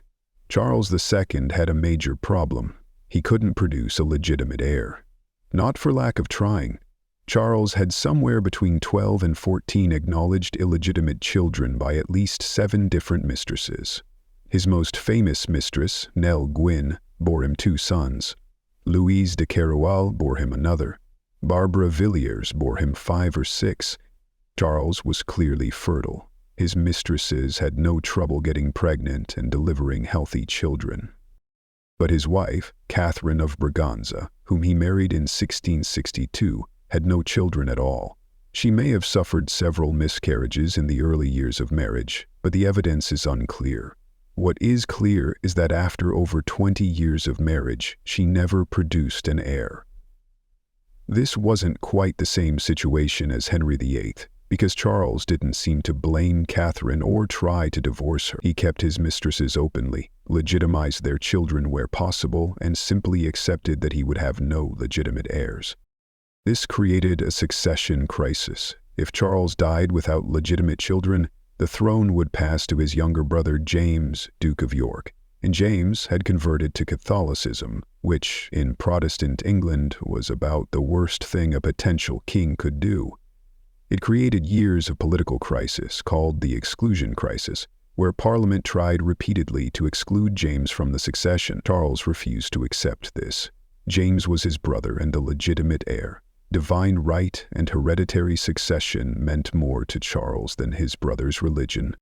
Charles II died in February 1685, possibly from kidney failure or mercury poisoning from medical treatment, at age 54. On his deathbed, he reportedly converted to Catholicism himself, though this was done secretly and remains somewhat controversial. He died without legitimate heirs, and the throne passed to James II. James II was honest, straightforward, militarily competent, and politically tone-deaf. He was openly Catholic in a Protestant country. He appointed Catholics to important positions. He issued declarations of religious tolerance that Parliament saw as attempts to restore Catholicism by stealth.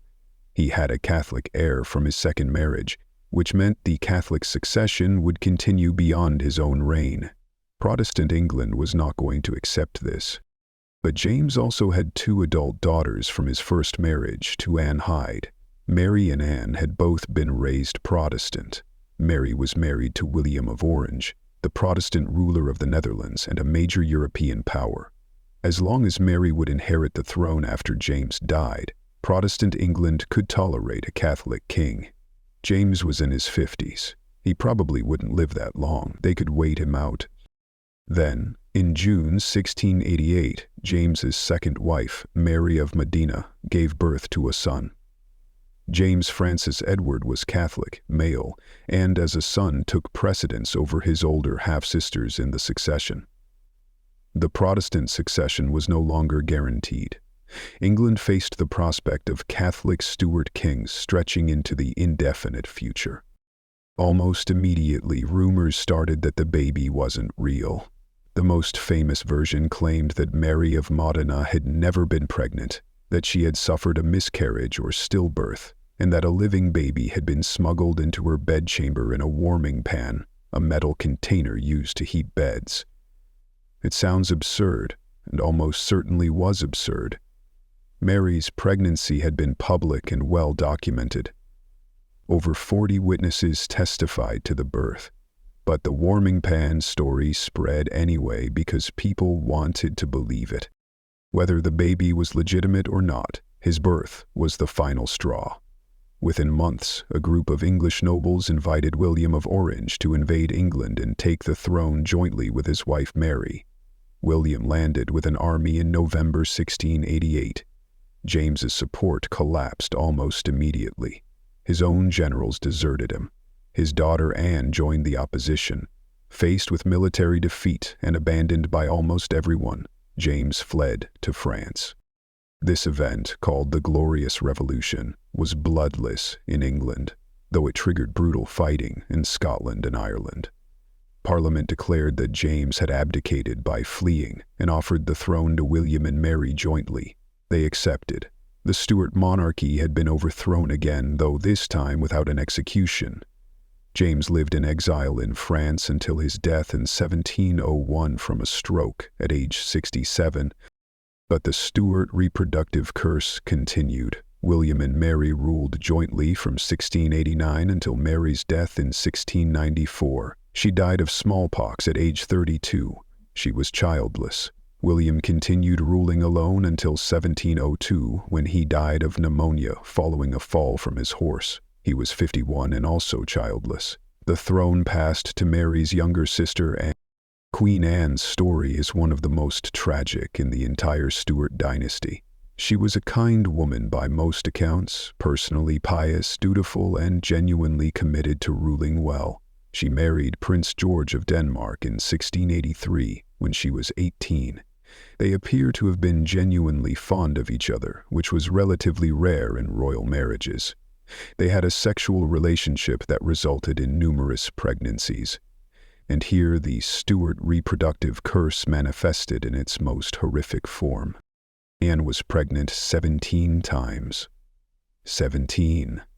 The exact number is hard to pin down from historical records because some may have been very early miscarriages that went unrecorded, but 17 is the generally accepted figure. Of those 17 pregnancies, 12 ended in miscarriage or stillbirth. 5 resulted in live births. Of those 5 babies, 4 died in infancy or early childhood. 1 survived to age 11. Let's pause and consider what that means. Anne spent nearly 20 years of her life pregnant or recovering from pregnancy. She endured 12 miscarriages and stillbirths. She held 5 living babies and watched 4 of them die. The emotional and physical toll must have been devastating. Each pregnancy was a hope that this time would be different. Each birth was a moment of joy, followed, in most cases, by grief. Each child's death was another trauma, another failure, another reminder that the Stuart curse was still very much alive. The one child who survived beyond infancy was William, Duke of Gloucester, born in 1689. He was born with hydrocephalus, fluid on the brain which caused his head to be abnormally large and affected his development. Despite this, he was reportedly a sweet-natured and intelligent boy. Anne doted on him. He was her only surviving child, her heir, the future of the Stuart dynasty. He survived past the dangerous infant years. He made it to age 11. And then, in July 1700, he died, probably from pneumonia, though possibly from the complications of his hydrocephalus. Anne was devastated. At age 35, she had been pregnant 17 times and had no living children to show for it. She would never be pregnant again. Her health was already declining from the toll of so many pregnancies. The succession was in crisis once more. Modern medical historians have suggested several possible causes for Anne's reproductive disasters. One theory is that she suffered from systemic lupus erythematosus, an autoimmune disease that can cause repeated miscarriages. Another possibility is antiphospholipid syndrome, which also causes recurrent pregnancy loss. She may have had an incompetent cervix, a condition where the cervix opens prematurely during pregnancy. She may have had blood type incompatibility with her husband, similar to what's been suggested for Henry VIII. Whatever the cause, the result was clear. Anne would have no heirs. The succession had to be settled by law. Parliament passed the Act of Settlement in 1701, declaring that after Anne's death, the throne would pass to Sophia of Hanover and her descendants. Sophia was a granddaughter of James I through the female line. She was Protestant, which was the critical factor. When Anne died in 1714 at age 49, probably from complications related to obesity, gout, and decades of health problems stemming from her pregnancies, the throne passed to Sophia's son, George of Hanover, who became George I of Great Britain. The Stuart dynasty was over, at least in terms of actually ruling. The male Stuart line would continue in exile with James Francis Edward, the warming pan baby who was very much real, and later with his son, Charles Edward Stuart, better known as Bonnie Prince Charlie. They would make attempts to reclaim the throne, most notably in the Jacobite rebellions of 1715 and 1745, but both attempts failed. The last significant Stuart claimant died in 1788. The direct male Stuart line ended in 1807 with the death of Henry Benedict Stuart, who had become a Catholic cardinal. But let's step back and look at the full scope of the Stuart curse because it's truly remarkable in its variety and persistence. The Scottish Stuart kings had a pattern of violent deaths going back centuries. James I of Scotland stabbed in a sewer. James II killed by an exploding cannon. James III was killed in battle. James IV killed at Flodden. This pattern of violence continued when the Stuarts inherited the English throne. Charles I was beheaded for treason against his own people, becoming the only English king ever to be legally executed. His grandmother, Mary Queen of Scots, had also been beheaded for treason, executed by Elizabeth I in 1587. 2 generations, 2 beheadings. The Stuart family seemed almost uniquely prone to losing their heads. But beyond the political violence, there was the relentless health crisis. Henry, Prince of Wales, died at 18 from typhoid. Mary II died at 32 from smallpox. Henry, Duke of Gloucester, Charles I's son, dead at 20 from smallpox. William III died at 51 following complications from a riding accident. Anne's 17 pregnancies produced only 1 child, who lived to 11. The pattern of infant mortality, disease, and early death runs through every generation. Some historians have tried to argue that the Stuart health problems were primarily due to smallpox, which did kill several family members, but smallpox was common in the 17th century. It killed people from all social classes. What's unusual about the Stuarts isn't that some of them died from smallpox. It's the combination of smallpox deaths with the reproductive failures, the political disasters, and the sheer frequency of tragedy. The political pattern was equally cursed. James I managed to rule peacefully, but his insistence on the divine right of kings set up his son for disaster.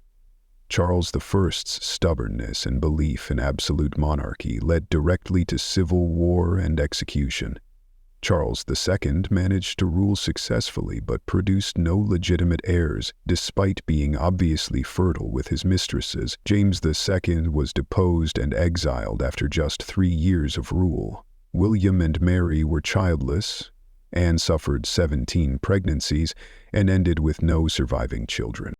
The Stuart dynasty in England lasted only 111 years, from 1603 to 1714, and in that time they managed to get one king executed, have another deposed and exiled, fight multiple civil wars, oversee a period of republican government that abolished the monarchy entirely, get restored to power, nearly get excluded from the succession due to religious conflicts, and finally end the dynasty completely due to reproductive failure. It's a remarkably efficient self-destruction over a relatively short period.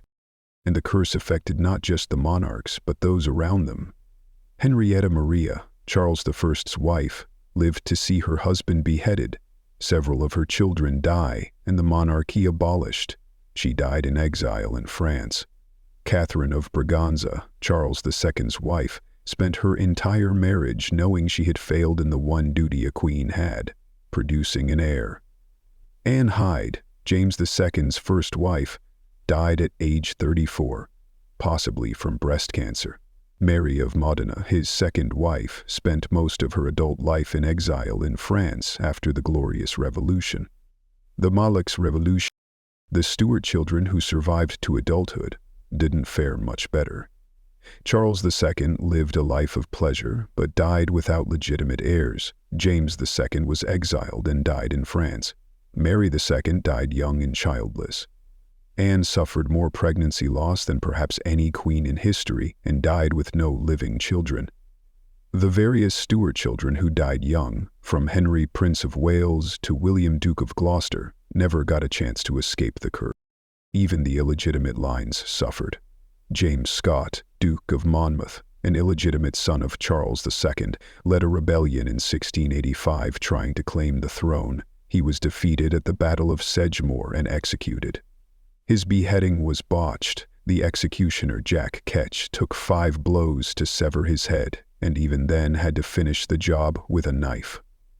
It was one of the most gruesome royal executions in English history. The pattern extends to the Jacobite pretenders. James Francis Edward, the Old Pretender, spent his entire life in exile trying and failing to reclaim the throne. His son, Charles Edward Stuart, Bonnie Prince Charlie, came close in the 1745 rebellion, but was ultimately defeated at the Battle of Culloden in 1746, one of the bloodiest battles ever fought on British soil. He fled to France and spent the rest of his life as an alcoholic exile, dying in 1788 without legitimate heirs.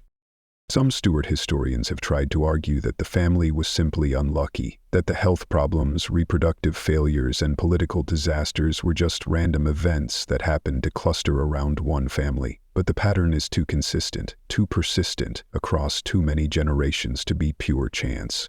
Something was fundamentally wrong with the Stuart line, whether genetic, environmental, or simply the result of terrible decision-making compounded over multiple generations.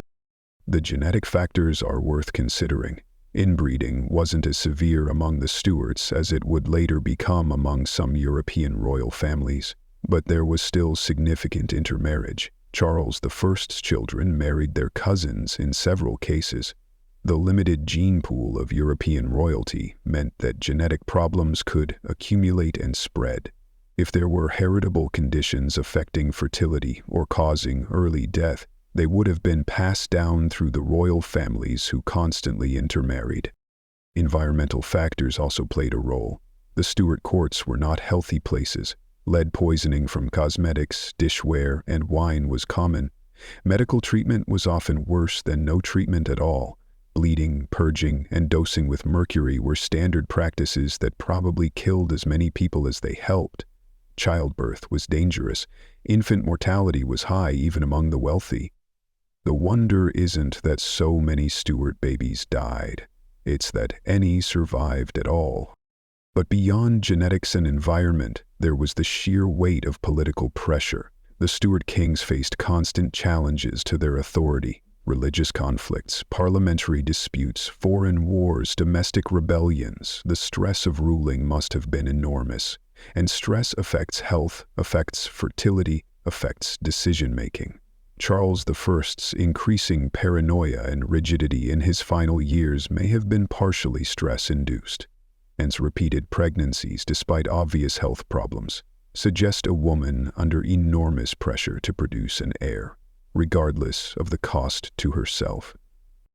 The Stuart curse also manifested in the institutions they created or failed to create.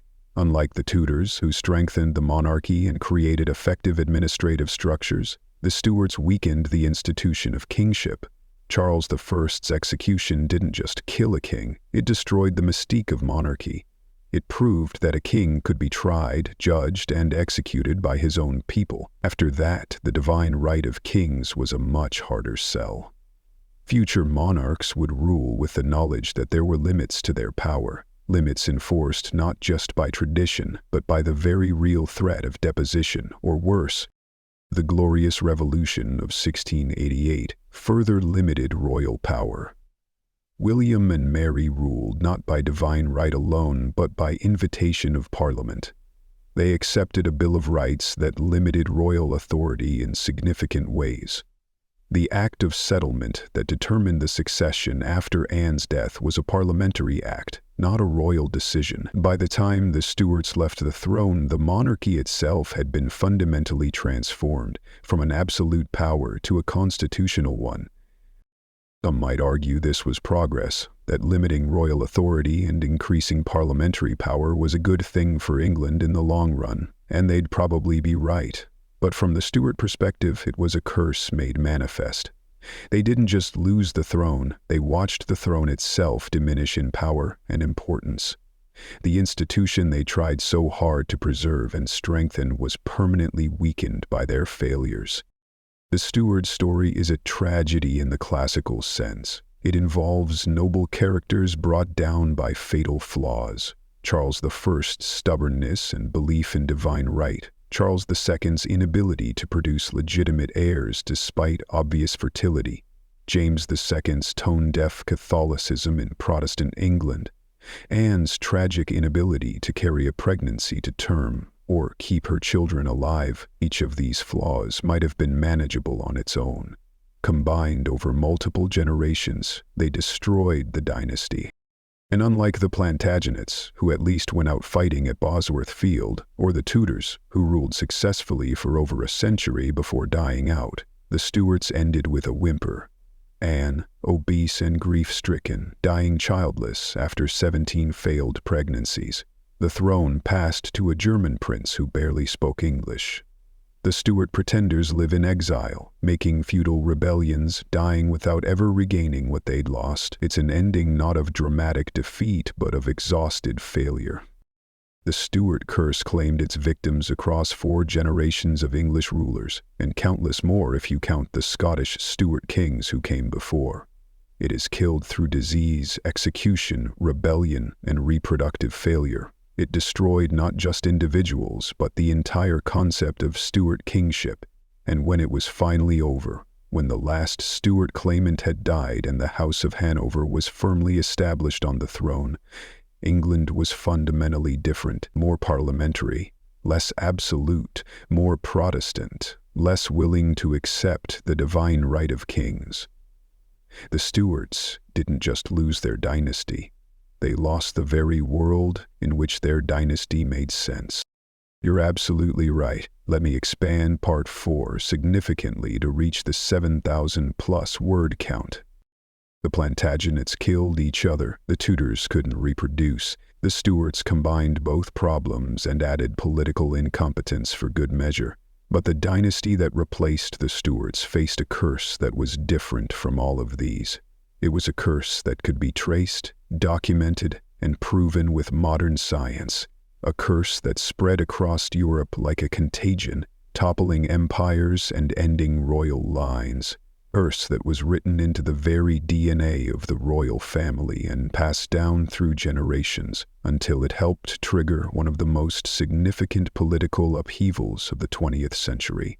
The Hanoverian curse wasn't just bad luck or poor decision-making. It was genetic, specific, and utterly devastating. It was hemophilia. When Queen Anne died in 1714, childless, after 17 pregnancies, the throne passed to George Elector of Hanover, a German prince who was something like 52nd in line to the throne if you count all the closer relatives who had been excluded for being Catholic.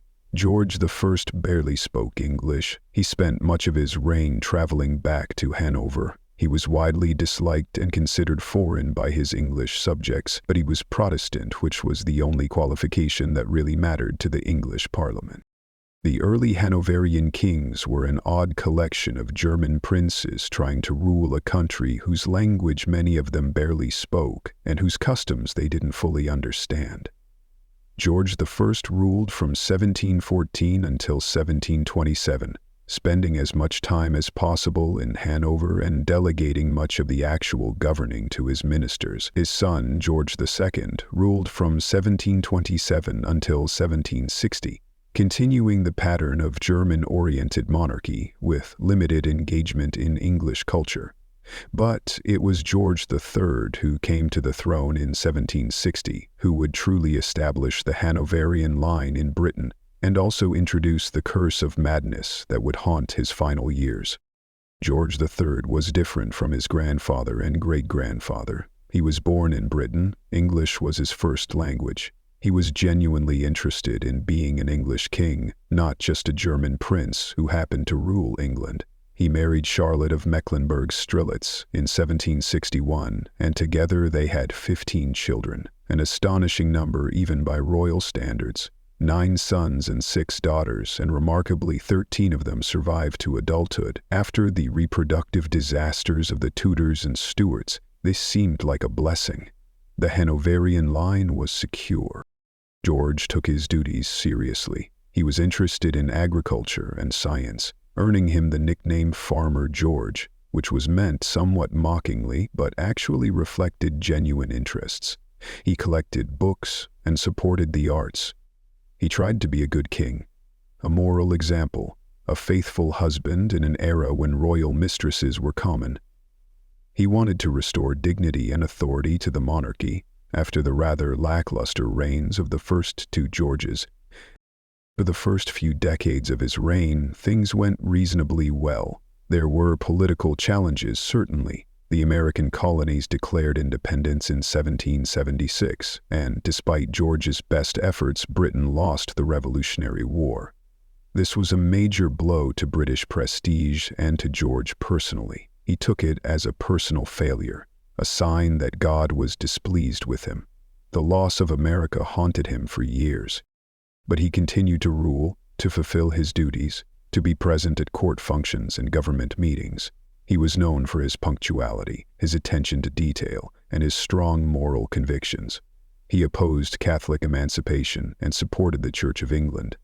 He believed deeply in the divine right of kings, but unlike the Stuarts, he understood that this divine right had to work within the British constitutional system. He couldn't be an absolute monarch. He had to work with Parliament, even when he disagreed with them. Then came 1788, and everything changed. George was 50 years old. He had been on the throne for 28 years. He had weathered the loss of America, various political crises, and family dramas. And then, suddenly, without warning, his mind began to unravel. It started subtly. He had trouble sleeping. His speech became more rapid, more pressured. He would talk at great length about subjects that seemed disconnected from the conversation. His family noticed but didn't immediately realize how serious it was. Within weeks, the symptoms escalated dramatically. George became unable to stop talking. Contemporary accounts describe him speaking for hours on end, jumping from subject to subject with no logical connection. He would hold forth on politics, then religion, then agriculture, then music, cycling through topics in a stream of consciousness that exhausted everyone around him. On at least one occasion, witnesses recorded that he spoke continuously for over 50 hours. Imagine the physical toll alone, speaking for more than 2 full days without substantial rest. His behavior became increasingly bizarre and inappropriate. He would accost people at court with loud, rambling speeches. He developed fixations on particular individuals, including one of his wife's ladies-in-waiting, which caused enormous embarrassment and distress to everyone involved. He would make inappropriate advances, which was completely out of character for a man who had been faithfully married for nearly 30 years. His language became crude and profane, again totally unlike his normal careful speech. The physical symptoms were equally disturbing. He complained of severe abdominal pain, cramping that would double him over. His urine changed color, becoming dark, sometimes described as purple or reddish. This detail would later become crucial to theories about what was wrong with him.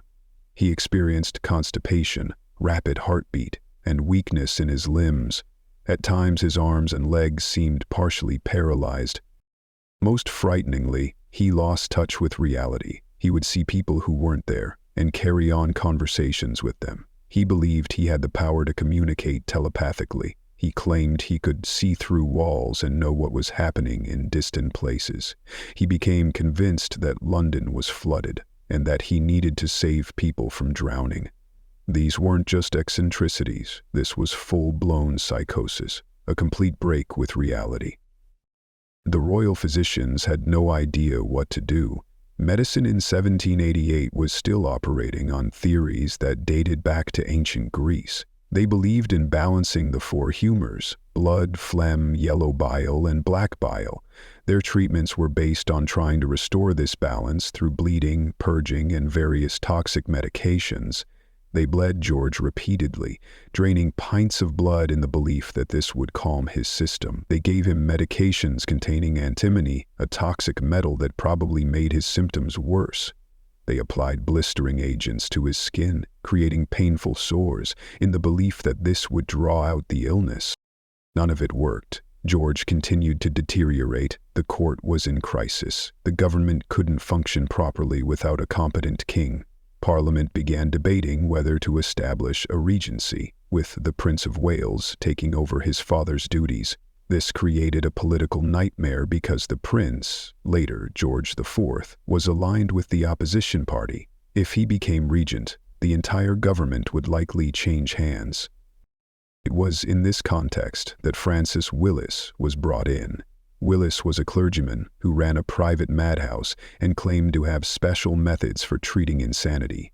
His approach was based on dominance and control. He believed that madness was a form of willfulness that could be broken through discipline and fear. He used a device called a restraining chair, essentially a straitjacket built into furniture, to forcibly immobilize George. He would strap the king into this chair for hours, sometimes overnight. He would threaten him, berate him, and attempt to cow him into submission. Modern observers looking at Willis's methods see them as torture. The King of England, a man who believed he ruled by divine right, was being physically restrained, verbally abused, and treated like a dangerous animal. The psychological damage must have been immense. And yet, somehow, George began to improve. Whether it was Willis's treatment, the natural course of whatever illness he had, or simply time passing, by early 1789 George was recovering. His speech normalized, his delusions faded, his physical symptoms improved. By spring, he was well enough to resume his duties. The recovery was celebrated across the nation. A special service of Thanksgiving was held at St. Paul's Cathedral. The Regency crisis was averted. George went back to being king, and everyone tried to pretend the episode had been a temporary aberration, a one-time medical crisis that was now past. George himself seemed confused and embarrassed about what had happened. He had only fragmentary memories of his illness, which was probably a mercy. But the illness wasn't gone, it was just dormant. Over the next 2 decades, George would suffer several more episodes, each one raising the specter of permanent incapacity. In 1795, he had another breakdown, though not as severe as the first. He recovered within a few months. In 1800, There was another episode. Again he recovered. The pattern was becoming clear. George's madness was recurrent, not cured. Each time, the court and government had to deal with the uncertainty of whether the king would recover or whether a regency would be necessary. The attacks seemed to be triggered by stress. The loss of his youngest and favorite daughter, Princess Amelia, in November 1810, triggered the final and most devastating collapse. Amelia died of tuberculosis at age 27. George had been especially close to her, and her death shattered him. Within weeks of her funeral, he was ill again. This time, he didn't recover. The madness that descended in 1810 was different from the earlier episodes.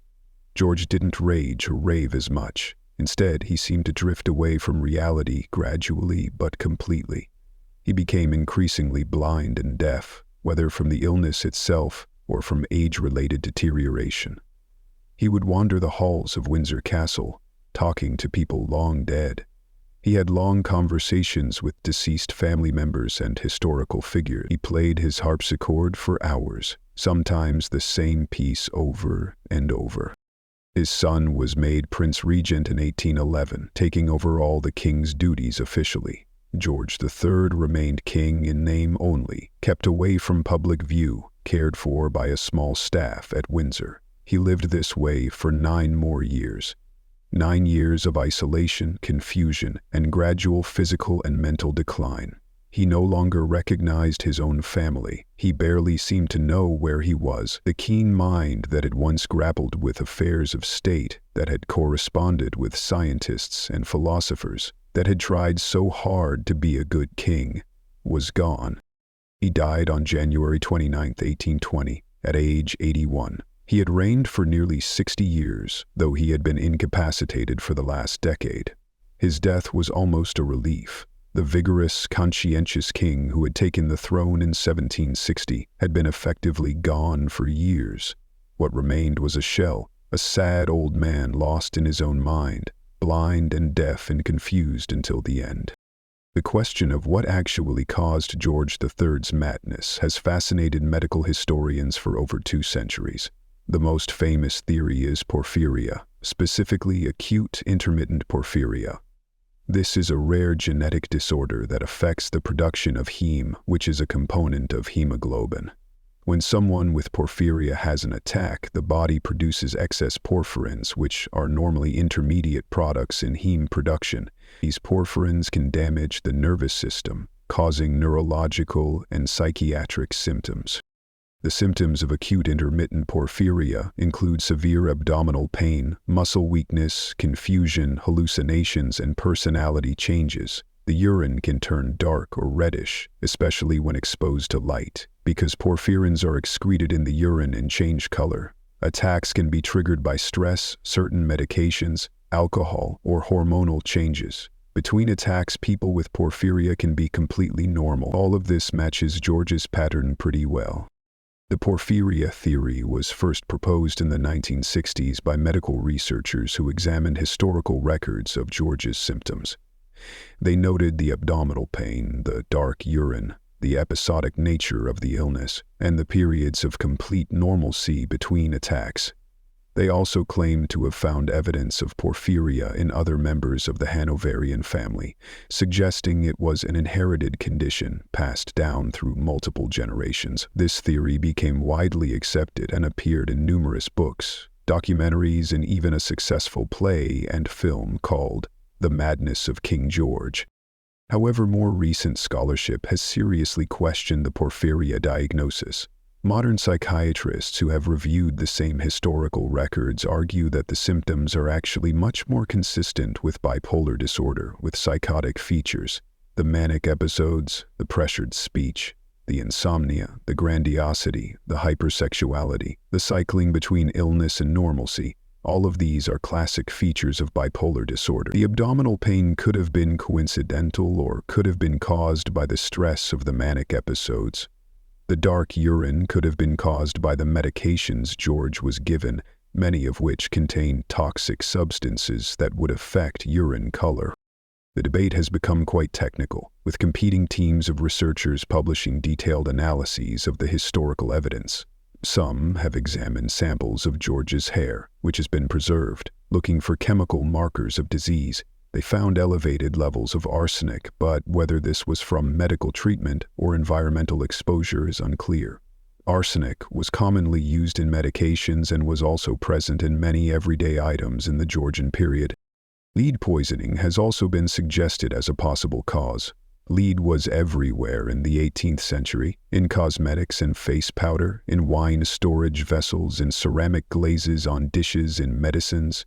Chronic lead exposure can cause abdominal pain, neuropathy, personality changes, and cognitive impairment. George would have been exposed to lead throughout his life, through multiple sources. Some researchers believe his symptoms are more consistent with lead poisoning than with porphyria or bipolar disorder. There's also a theory that George's condition was caused or worsened by the medical treatments he received. Antimony, which was given to him repeatedly during his illnesses, is highly toxic.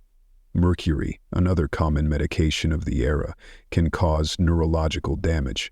The repeated bloodletting would have caused anemia and weakness. The stress of Willis's harsh treatment methods could have triggered or worsened psychiatric symptoms. It's possible that George had some underlying condition, whether genetic or environmental, that was then made much worse by the medical care he received. The truth is, we'll probably never know with absolute certainty what caused George III's madness.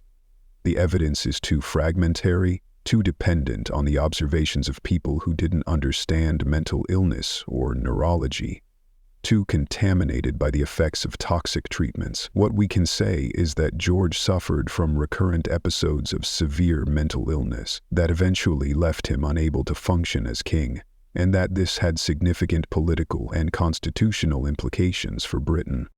The madness of George III influenced how Britain dealt with questions of royal incapacity. The regency laws that were debated and eventually implemented during his illness set precedents that would be used again in later situations.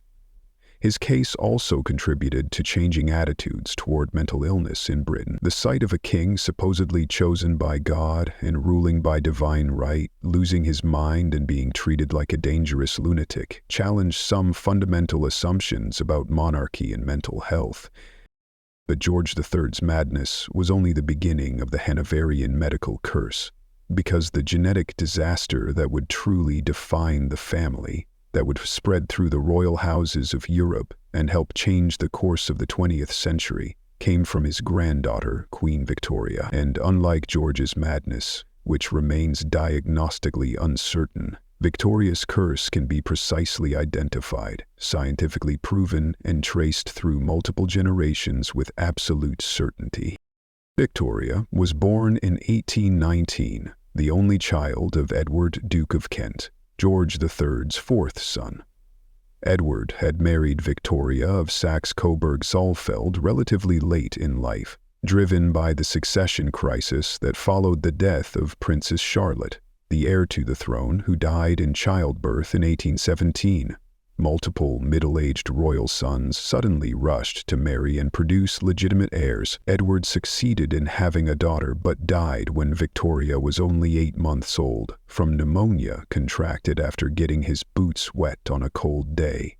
His death seemed like a minor tragedy at the time.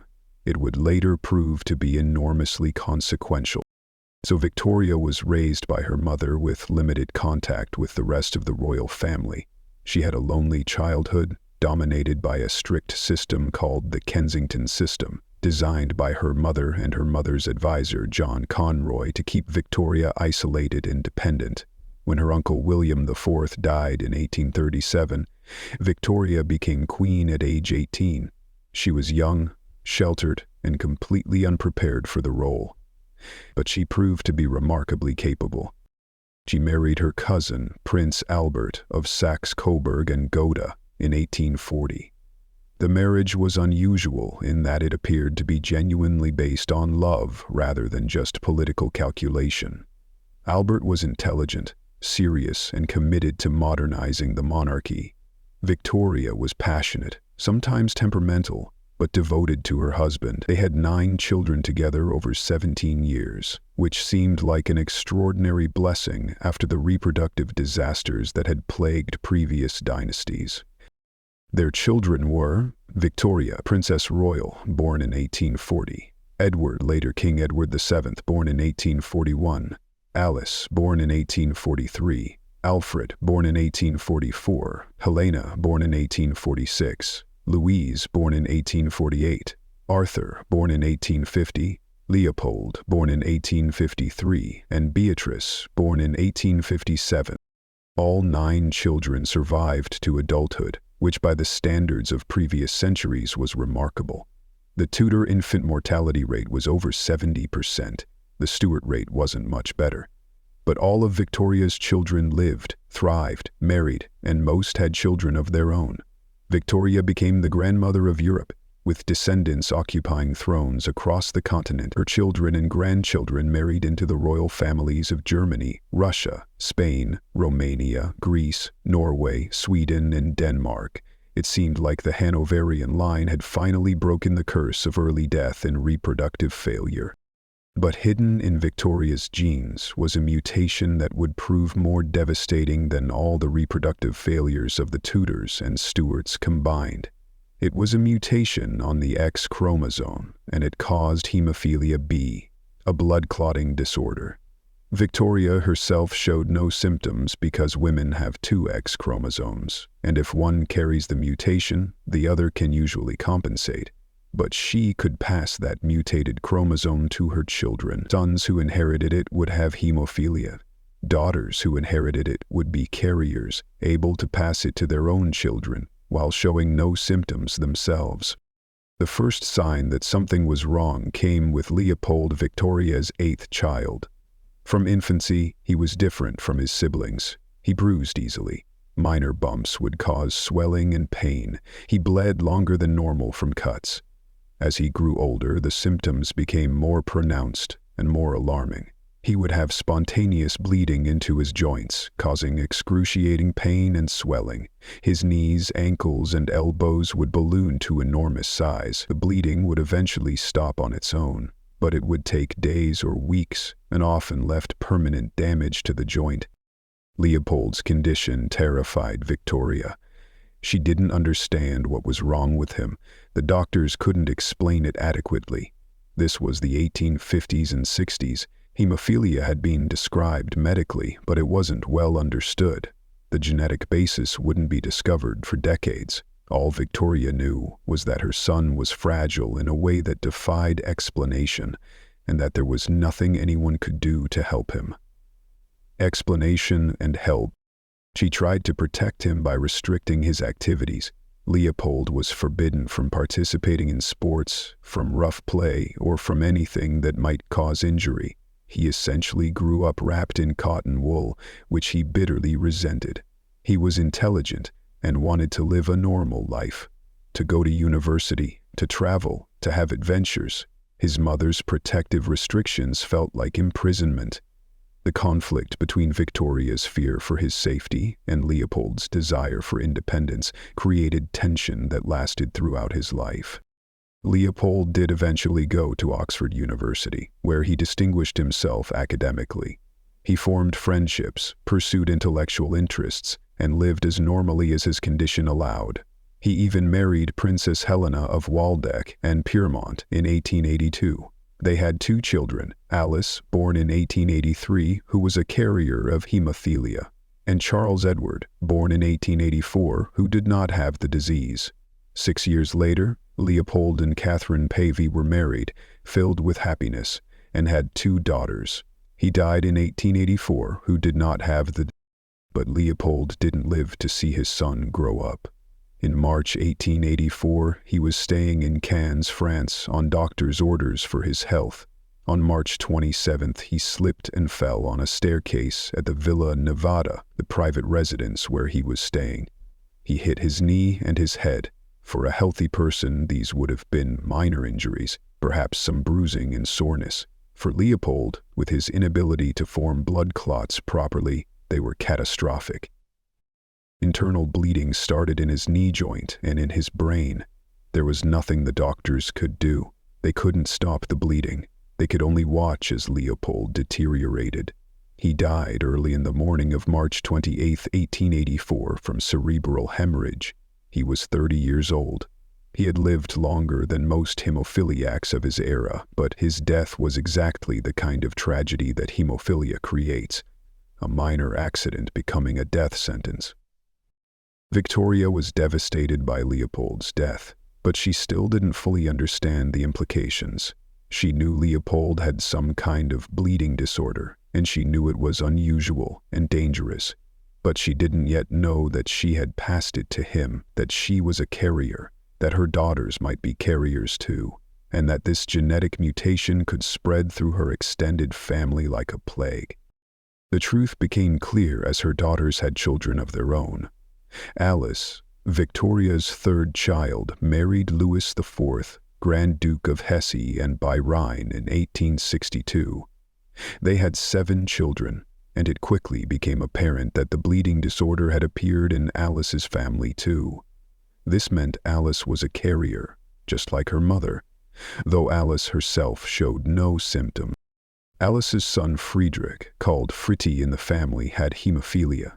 He was a charming, active little boy, but he bled easily and had frequent painful episodes of joint bleeding.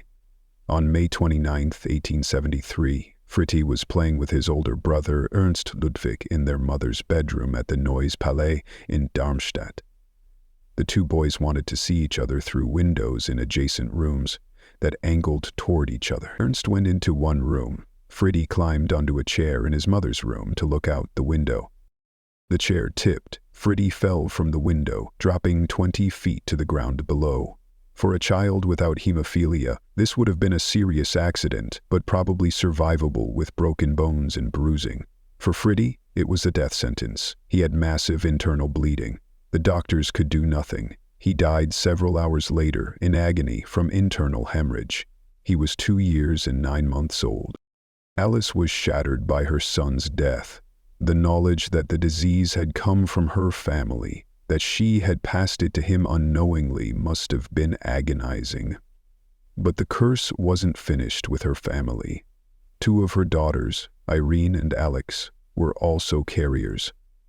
They would pass the hemophilia gene to their own children, spreading it further through European royalty. Irene married her first cousin, Prince Henry of Prussia, brother of Kaiser Wilhelm II of Germany. They had 3 sons. 2 of them, Waldemar and Heinrich, had hemophilia. Heinrich died at age 4 in 1904. He was playing in his mother's room, just like his uncle Fritti had been 31 years earlier. He fell out a window.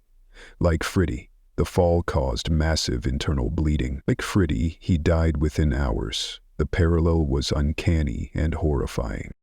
Waldemar lived much longer. He survived to age 56, an extraordinary age for a hemophiliac in that era. But his life was marked by frequent bleeding episodes, joint damage, and constant awareness that any injury could be fatal. At the end of World War II, Waldemar was recovering from a stomach hemorrhage when Soviet troops advanced into the area where he was staying. He and his wife had to flee. In the chaos of escape, he needed a blood transfusion. His doctor found 1 donor, but Waldemar needed more blood. In the confusion and desperation of the collapsing Third Reich, with medical resources diverted to concentration camp victims being liberated by American forces, the doctor couldn't find another donor in time. Waldemar bled to death in 1945, a victim of hemophilia and the chaos of war. But of all the carriers descended from Victoria, none would have a more historically significant impact than Alice's daughter, Alex. Alex was a serious, deeply religious girl who grew up in the German court. She was beautiful in a severe, almost otherworldly way. In 1894, she married Nicholas II, who had just become Tsar of all the Russias. She took the name Alexandra Fyodorovna and converted to Russian Orthodoxy. She and Nicholas appeared to be genuinely in love, which was unusual for a dynastic marriage. They desperately needed a son. Russia's succession laws required a male heir. Alexandra gave birth to 4 daughters in succession. Olga in 1895, Tatiana in 1897, Maria in 1899, and Anastasia in 1901. Each birth brought disappointment. The pressure on Alexandra to produce a son was enormous. The Russian court watched and waited. Her health suffered from the stress and the repeated pregnancies. Anastasia, she developed heart problems and what was probably severe anxiety. Finally, at 1904, she gave birth to a son, Alexei Nikolaevich Romanov, heir to the Russian throne. The empire erupted in celebration. Bells rang across Russia. Prayers of thanksgiving were offered in churches. The dynasty was secure. The succession had a male heir. It seemed like a miracle. Within weeks, the miracle turned to a nightmare. Alexei bled from his umbilical cord stump longer than normal. He bruised at the slightest touch. Any minor bump caused swelling and internal bleeding. The doctors examined him and delivered the devastating diagnosis. Alexei had hemophilia. The heir to one of the world's great empires had the royal disease. Alexandra was destroyed. She knew immediately where the disease had come from her family, from her mother Alice, from her grandmother Victoria. She had brought this curse into the Romanov line. Her son would suffer because of her. The guilt she felt must have been overwhelming, and she couldn't even speak about it publicly. Alexei's condition was a closely guarded state secret. If the Russian people knew their heir was a hemophiliac, it could trigger a political crisis. So the family suffered in silence. And Alexei did suffer. He had frequent bleeding episodes, particularly into his joints. The pain was excruciating. His knees, ankles, and elbows would swell to enormous size, the joint cavity filling with blood that had nowhere to go. He would scream for hours. Morphine barely touched the pain. The bleeding would eventually stop, but it could take days or weeks, and each episode damaged the joint permanently, leaving scar tissue and deformity. The best medical minds in Russia could do nothing to help. This was the early 1900s. There was no understanding of clotting factors. There was no treatment for hemophilia beyond rest and prayer. All the doctors could do was wait for each bleeding episode to run its course and hope it hadn't caused fatal damage. Any bleeding in the brain or vital organs could kill him. The family lived in constant terror. It was in this context of absolute desperation that Grigory Rasputin entered the imperial family's life. Rasputin was a Siberian peasant who had gained a reputation as a holy man, a starets, a wandering mystic with healing powers.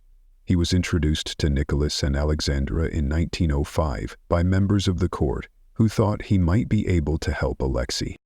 What happened next remains mysterious and controversial. Rasputin seemed able to help Alexei during bleeding crises, whether through hypnosis, calming words that reduced the boy's stress and lowered his blood pressure, or simply by telling the doctors to stop their treatments, many of which made bleeding worse. Rasputin appeared to have a genuine effect. When he was present, Alexei would calm down, the bleeding would slow, the boy would recover faster than expected. Alexandra became convinced that Rasputin was sent by God to save her son. She believed he was a holy man, a genuine mystic with divine powers. Whether Rasputin believed this himself, or whether he was a cynical manipulator exploiting a desperate mother, is still debated. Probably the truth lies somewhere in between. He may have had some genuine ability to help, possibly through psychological means, while also recognizing the power and influence that came from being indispensable to the Tsarina. Regardless of his methods or motivations, Rasputin gained enormous influence over Alexandra. Through her, he influenced Nicholas, though the Tsar was always more skeptical than his wife. Rasputin began to involve himself in government appointments. He would recommend people for positions. He would oppose others. Ministers who crossed him found themselves dismissed. Those he favored rose in the government. His presence at court became a scandal. Rumors spread about Rasputin's relationship with the imperial family, particularly with Alexandra. Most of these rumors were false. There's no credible evidence of any sexual relationship, but in the febrile atmosphere of pre-revolutionary Russia, facts didn't matter as much as perception. People believed that this peasant mystic was controlling the Tsarina, who was controlling the Tsar, and therefore controlling Russia. The fact that Alexandra was of German birth made things worse, especially once Russia entered World War I against Germany. Rasputin's influence peaked during the war, when Nicholas took personal command of the army and left Alexandra effectively running the home front. She relied heavily on Rasputin's advice. Ministers were appointed or dismissed based on his recommendations. The government became increasingly dysfunctional. Meanwhile, the war was going badly. Russian armies suffered terrible defeats. Casualties mounted into the millions. Food shortages hit the cities. Public opinion turned sharply against the imperial family. In December 1916, a group of nobles decided that the only way to save the monarchy was to eliminate Rasputin. Prince Felix Yusupov, Grand Duke Dmitry Pavlovich, and others lured Rasputin to Yusupov's palace. What happened next has been embellished into legend. The basic facts are that they poisoned him with cyanide in cakes and wine, shot him multiple times when the poison didn't seem to work, beat him, and finally threw his body into the Neva River, where he drowned or froze to death. The story that he survived the poison, the shooting, and the beating before finally succumbing to the river is probably exaggerated, but it entered popular mythology and made Rasputin seem almost supernatural.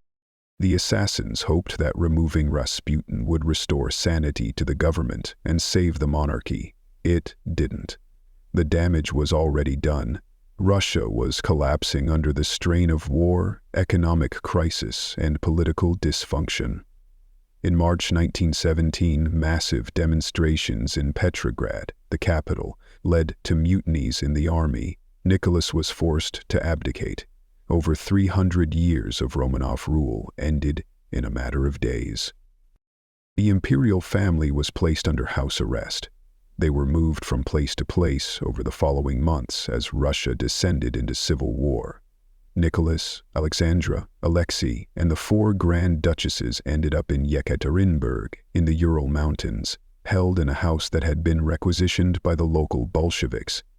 They lived in cramped conditions, under guard, with little news of the outside world. On the night of July 17, 1918, the family was woken and told they needed to move to a new location for safety. They were brought down to a basement room. Nicholas, Alexandra, Alexei, Olga, Tatiana, Maria, and Anastasia, along with their doctor and a few loyal servants. Then, the executioners came in. The leader read a brief statement about the sentence that had been passed. Before anyone could react, they started shooting. The execution was chaotic and brutal. The family had sewn jewels into their clothing as a way to preserve their wealth, and the jewels acted as armor, deflecting some of the bullets. This meant the executioners had to keep shooting, reload, and shoot again. Some victims were finished off with bayonets. The screaming and gunfire echoed through the house. When it was finally over, 11 people were dead. Bodies were taken to a forest outside the city. The executioners tried to burn them, but couldn't fully destroy them with the materials they had. They ended up burying the remains in a shallow pit and covering it with acid and dirt. The location was kept secret. For decades, the fate of the Romanov family was uncertain. Rumors circulated that one or more of the children had survived. The most famous was Anna Anderson, who claimed to be Anastasia and maintained that claim until her death in 1984. The truth emerged gradually. In 1991, the remains of Nicholas, Alexandra, 3 of the daughters, and the servants were found and excavated. DNA testing confirmed their identities, but 2 bodies were missing, Alexei and one of his sisters. In 2007, a second burial site was found containing 2 more sets of remains. DNA testing confirmed that these were Alexei and Maria. The discovery of Alexei's remains allowed scientists to do something that had never been possible before: definitively identify exactly what type of hemophilia the royal families had been carrying. Using modern genetic analysis, researchers were able to examine Alexei's DNA and identify the specific mutation that caused his disease. It was hemophilia B, also called clotting factor 9. This is actually the rarer form of hemophilia. About 80% of hemophilia cases are type A, caused by factor 8 deficiency. Only 20% are type B. The researchers also tested the DNA of Alexandra and Anastasia. Both were carriers of the same mutation, confirming what genealogy had suggested but could never prove absolutely. The royal disease was hemophilia B, passed from Queen Victoria through her daughter Alice to Alexandra to Alexei, and probably passed through other daughters of Victoria to other royal families across Europe. The analysis of Alexei's remains finally provided scientific proof of what had been suspected for over a century. It wasn't just family legend or medical speculation. The royal families really had been afflicted with hemophilia, and it really had spread from Queen Victoria through her descendants. The curse was real, documented in DNA, provable with modern science. The historical impact of this single genetic mutation is almost impossible to overstate. If Alexei hadn't had hemophilia, Rasputin would never have gained influence over Alexandra. Without Rasputin's corrosive effect on the Russian government and public opinion, the imperial family might have retained more legitimacy. The Russian Revolution might still have happened. There were deep economic and social forces at work, but it might have happened differently, with different outcome. The fact that the heir to the throne had a devastating genetic disease that his mother blamed herself for, that drove her to a mystic who destroyed what remained of the monarchy's reputation, all of this flowed from that one mutation in Victoria's genes. In Spain, the impact was less dramatic but still significant. Victoria's granddaughter, Victoria Eugenie, called Ana, married King Alfonso XIII in 1906. Their wedding day was nearly a disaster when an anarchist threw a bomb at their carriage, killing 24 people, though leaving the royal couple physically unharmed. But the real disaster came when Ana began having children, and it became clear she was a carrier of hemophilia. Ana and Alfonso had 7 children together. 2 sons, Alfonso and Gonzalo, had hemophilia. Another son died in infancy, and a 4th was born deaf. Only 3 of their 7 children were healthy. The presence of hemophilia in the direct line of succession to the Spanish throne created enormous problems. Alfonso, Prince of Asturias and heir to the throne, suffered frequent bleeding episodes throughout his childhood and young adulthood. He lived in constant pain and fear. Every minor injury was potentially catastrophic. Every joint in his body bore the scars of repeated bleeding. In 1933, Alfonso renounced his rights to the throne and married a commoner, Edelmira San Pedro y Robato. Some historians believe his renunciation was related to his hemophilia, that he knew he couldn't fulfill the duties of a king given his condition, and that he didn't want to risk passing the disease to his own children. Others suggest there were political and personal factors involved as well. Regardless, the marriage didn't last. They divorced in 1937. On September 6, 1938, Alfonso was driving near Miami, Florida, where he had been living in exile. His car hit a telephone pole. For most people, even a serious car accident is survivable with modern medical care. But Alfonso was a hemophiliac in 1938, before the development of clotting factor treatments. The internal bleeding from the crash couldn't be controlled. He bled to death within hours. He was 31 years old. His younger brother Gonzalo met an equally tragic end. Gonzalo had also suffered from hemophilia throughout his life. He had the same painful joint bleeds, the same restrictions on activity, the same constant fear. In August 1934, Gonzalo was also in a car accident, this one in Austria. Like his brother, the doctors could do nothing to stop it. Gonzalo died at age 19. King Alfonso XIII reportedly blamed his wife for bringing hemophilia into the Spanish royal family. The accusation was unfair. Ina had no way of knowing she was a carrier when she married, but it poisoned their relationship. The marriage became increasingly strained. The presence of hemophilia in two sons, combined with Spain's political troubles in the 1920s and 30s, created an atmosphere of crisis and despair. When the Spanish Civil War broke out and the monarchy was eventually overthrown, the hemophilia in the royal family was part of the complex web of factors that had weakened the institution. The Spanish royal line was eventually restored decades later, but through Alfonso and Ina's third son, Juan, who did not have hemophilia. The current Spanish royal family descends from him. The hemophilia line died out with Alfonso and Gonzalo, but the damage had been done. Two heirs died in car accidents because their blood couldn't clot.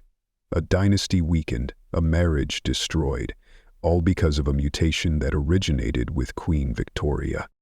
Back in Victoria's other daughter lines, the disease continued to spread and kill. Princess Beatrice, Victoria's youngest child, married Prince Henry of Battenberg in 1885. They had 4 children.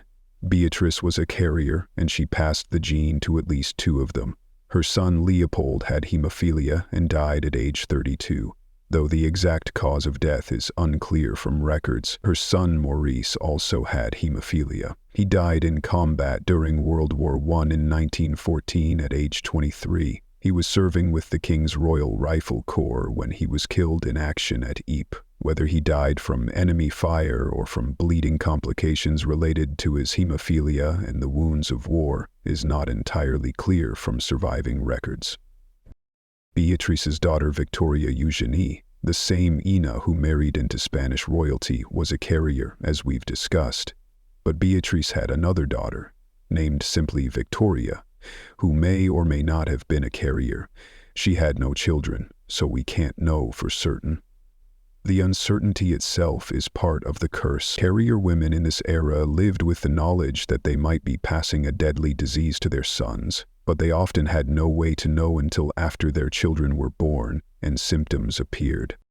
The genetic pattern of hemophilia made it particularly insidious in royal families. Because it's carried on the X chromosome, it affects men almost exclusively. Women have 2 X chromosomes, so if one carries the mutation, the other usually provides enough clotting factor for normal function.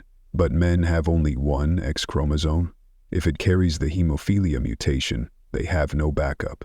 They will have the disease. This means that carrier women are healthy but deadly. They show no symptoms themselves. They live normal lives. But half of their sons statistically will have hemophilia. Half of their daughters will be carriers like themselves. The disease skips generations through the female line, appearing and disappearing in a pattern that must have seemed almost supernatural before genetics was understood. For the royal families affected, this created impossible situations. How do you arrange marriages when you know your daughter might be a carrier of a fatal disease? Do you tell potential suitors? Do you hide it and hope for the best? If you do tell them, will anyone want to marry into your family? And what about the sons who have hemophilia? Do you hide their condition to protect the family's reputation? Do you lie about the cause of their deaths when they inevitably die young?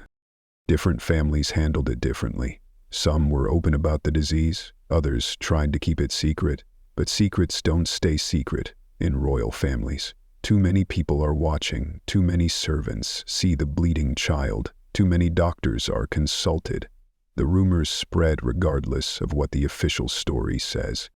By the early 20th century, hemophilia had spread through the royal houses of Britain, Germany, Russia, and Spain. It had killed princes and caused enormous suffering. It had influenced political decisions and succession plans. It had destroyed marriages and dynasties, and all of it traced back to one woman, Queen Victoria, the most powerful monarch of the 19th century, grandmother to half of Europe's royalty, who carried in her genes a mutation that would cause more damage than any of her political decisions ever did. The question of where Victoria's mutation came from has been extensively debated. The traditional view, supported by most geneticists, is that it was a spontaneous mutation. These happen regularly in human populations. About 30% of hemophilia cases are caused by new mutations rather than inherited ones. Victoria's father, the Duke of Kent, was 52 when she was conceived. Advanced paternal age is associated with increased rates of genetic mutations in sperm, so it's quite possible that the mutation occurred in the Duke's sperm and was passed to Victoria as a new event, something that had never occurred in the family before. However, some researchers have suggested that Victoria might have inherited the mutation from her mother's side. Victoria's mother, Princess Victoria of Saxe-Coburg-Saalfeld, had a son from her first marriage, Prince Karl of Leiningen. Karl died in his early 50s from what may have been internal bleeding. The historical records are vague, but some researchers interpret them as suggesting hemophilia, or a related bleeding disorder. If Karl did have hemophilia, then Victoria's mother would have been a carrier, and Victoria would have inherited the gene, rather than being a spontaneous mutation. This theory is controversial for several reasons. First, the evidence for Karl having hemophilia is weak. The descriptions of his symptoms and death are not detailed enough to make a firm diagnosis. Second, if Victoria's mother was a carrier, we would expect to see hemophilia in her other children from her first marriage. There's no evidence of that, though absence of evidence isn't always evidence of absence. Third, Victoria's mother had a daughter from her first marriage who had children of her own, and there's no evidence of hemophilia in that line either. Most experts believe the spontaneous mutation theory is more likely, but the debate illustrates how difficult it can be to trace genetic diseases through historical records, even in well-documented royal families. We're trying to make medical diagnoses based on fragmentary evidence, interpreted through the medical understanding of people who didn't know what DNA was, let alone how genetic diseases are inherited. What's not in dispute is the devastation the disease caused once it appeared. From Victoria through her daughters and granddaughters, hemophilia spread through European royalty like a slow-moving plague. It killed children and young men. It caused immeasurable pain and suffering. It influenced political events and may have contributed to the fall of the Russian Empire. It was a curse in the most literal sense, a seemingly supernatural affliction that struck down generation after generation of one family. But unlike the curses that afflicted the Plantagenets, Tudors, and Stuarts, the Hanoverian hemophilia curse eventually ended. Not because of any intervention or cure, but simply through genetic chance and changing marriage patterns. By the mid-20th century, the disease was disappearing from European royal families. The last confirmed royal hemophiliac was Prince Gonzalo of Spain, who died in 1934, though some historians suggest his brother Alfonso, who died in 1938, should be counted as the last. After that, through a combination of carrier lines dying out, carriers marrying into non-royal families where the disease could disappear into the general population, and simply the genetic lottery coming up in favor of non-affected children, hemophilia faded from the throne rooms of Europe. There may still be descendants of Queen Victoria alive today who are carriers, but if so, they're living as private citizens, not as royalty. The disease that was once called the royal disease is no longer particularly associated with royalty.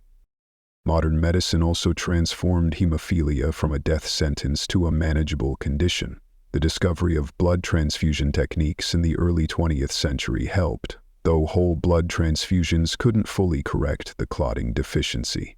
The real breakthrough came in the 1960s and 70s with the development of clotting factor concentrates. People with hemophilia could inject the missing clotting factor directly, preventing or stopping bleeding episodes. For the first time in history, hemophilia was treatable.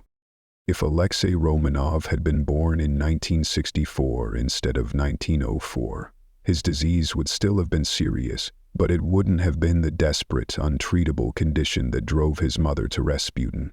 He could have received regular infusions of Factor IX. He could have lived a relatively normal life. He might have grown up to be Tsar of Russia, and the entire course of 20th century history might have been different.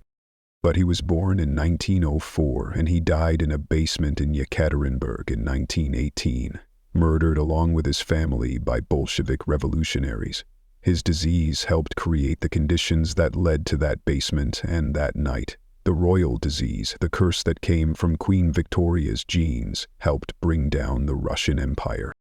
The Hanoverian curse, then, came in two distinct forms. First was the madness of George III, the mental illness that left him blind, deaf, and lost in his own mind for the final decade of his life.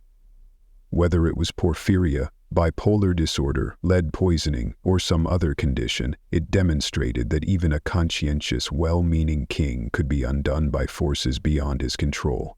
It showed that the mind was as vulnerable as the body, perhaps more so. And it raised uncomfortable questions about divine right and royal authority when the king himself was unable to recognize his own family or understand where he was. Second, and far more devastating in its ultimate impact, was Victoria's hemophilia. This was a curse that could be scientifically identified, genetically traced, and historically documented with precision. We know the exact mutation. We know which descendants inherited it. We can trace its spread through multiple royal families. We can identify specific deaths it caused, and we can see how it influenced political events, from Rasputin's rise in Russia to the succession crisis in Spain. Together, these curses show the ultimate irony of royal bloodlines. The very thing that made you royal, the blood you inherited, the family you were born into, could be exactly what destroyed you. The Plantagenets learned this through violence and civil war. The Tudors learned it through reproductive failure. The Stuarts learned it through political incompetence combined with biological disaster, and the Hanoverians learned it through madness and a genetic mutation that killed children across Europe. The cursed bloodlines of British royalty tell a consistent story across 4 dynasties and over 500 years. Power doesn't protect you from tragedy. Wealth doesn't prevent genetic disease. Royal blood doesn't make you immune to madness or bleeding disorders or political stupidity. If anything, being royal made you more vulnerable, because the stakes were higher, the pressure was greater, and every personal tragedy became a political crisis. The Plantagenet curse ended at Bosworth Field, with Richard III dead in a ditch, his crown on the head of Henry Tudor. The Tudor curse ended with Elizabeth I dying childless, the dynasty extinct. The Stuart curse ended with Queen Anne's 17 failed pregnancies and the throne passing to the German Hanoverians. And the Hanoverian curse, after killing princes across Europe and contributing to revolution in Russia, finally faded as genetics, medicine, and changing times broke the pattern. Modern royalty still exists, but it exists in a fundamentally different context. The current royal family, the Windsors, are genetically Hanoverians, descended from George I and Queen Victoria, but they don't rule in the way their ancestors did. They don't have absolute power. They don't make life and death decisions. They're constitutional monarchs, symbols more than rulers, celebrities more than sovereigns. And crucially, modern medicine and genetic understanding have broken the worst of the old curses. Hemophilia is treatable. Mental illness is understood and can often be managed. Infant mortality has plummeted. Childbirth is far safer. The genetic lottery that killed so many royal children across the centuries is still there, still random, but its consequences are far less deadly than they once were.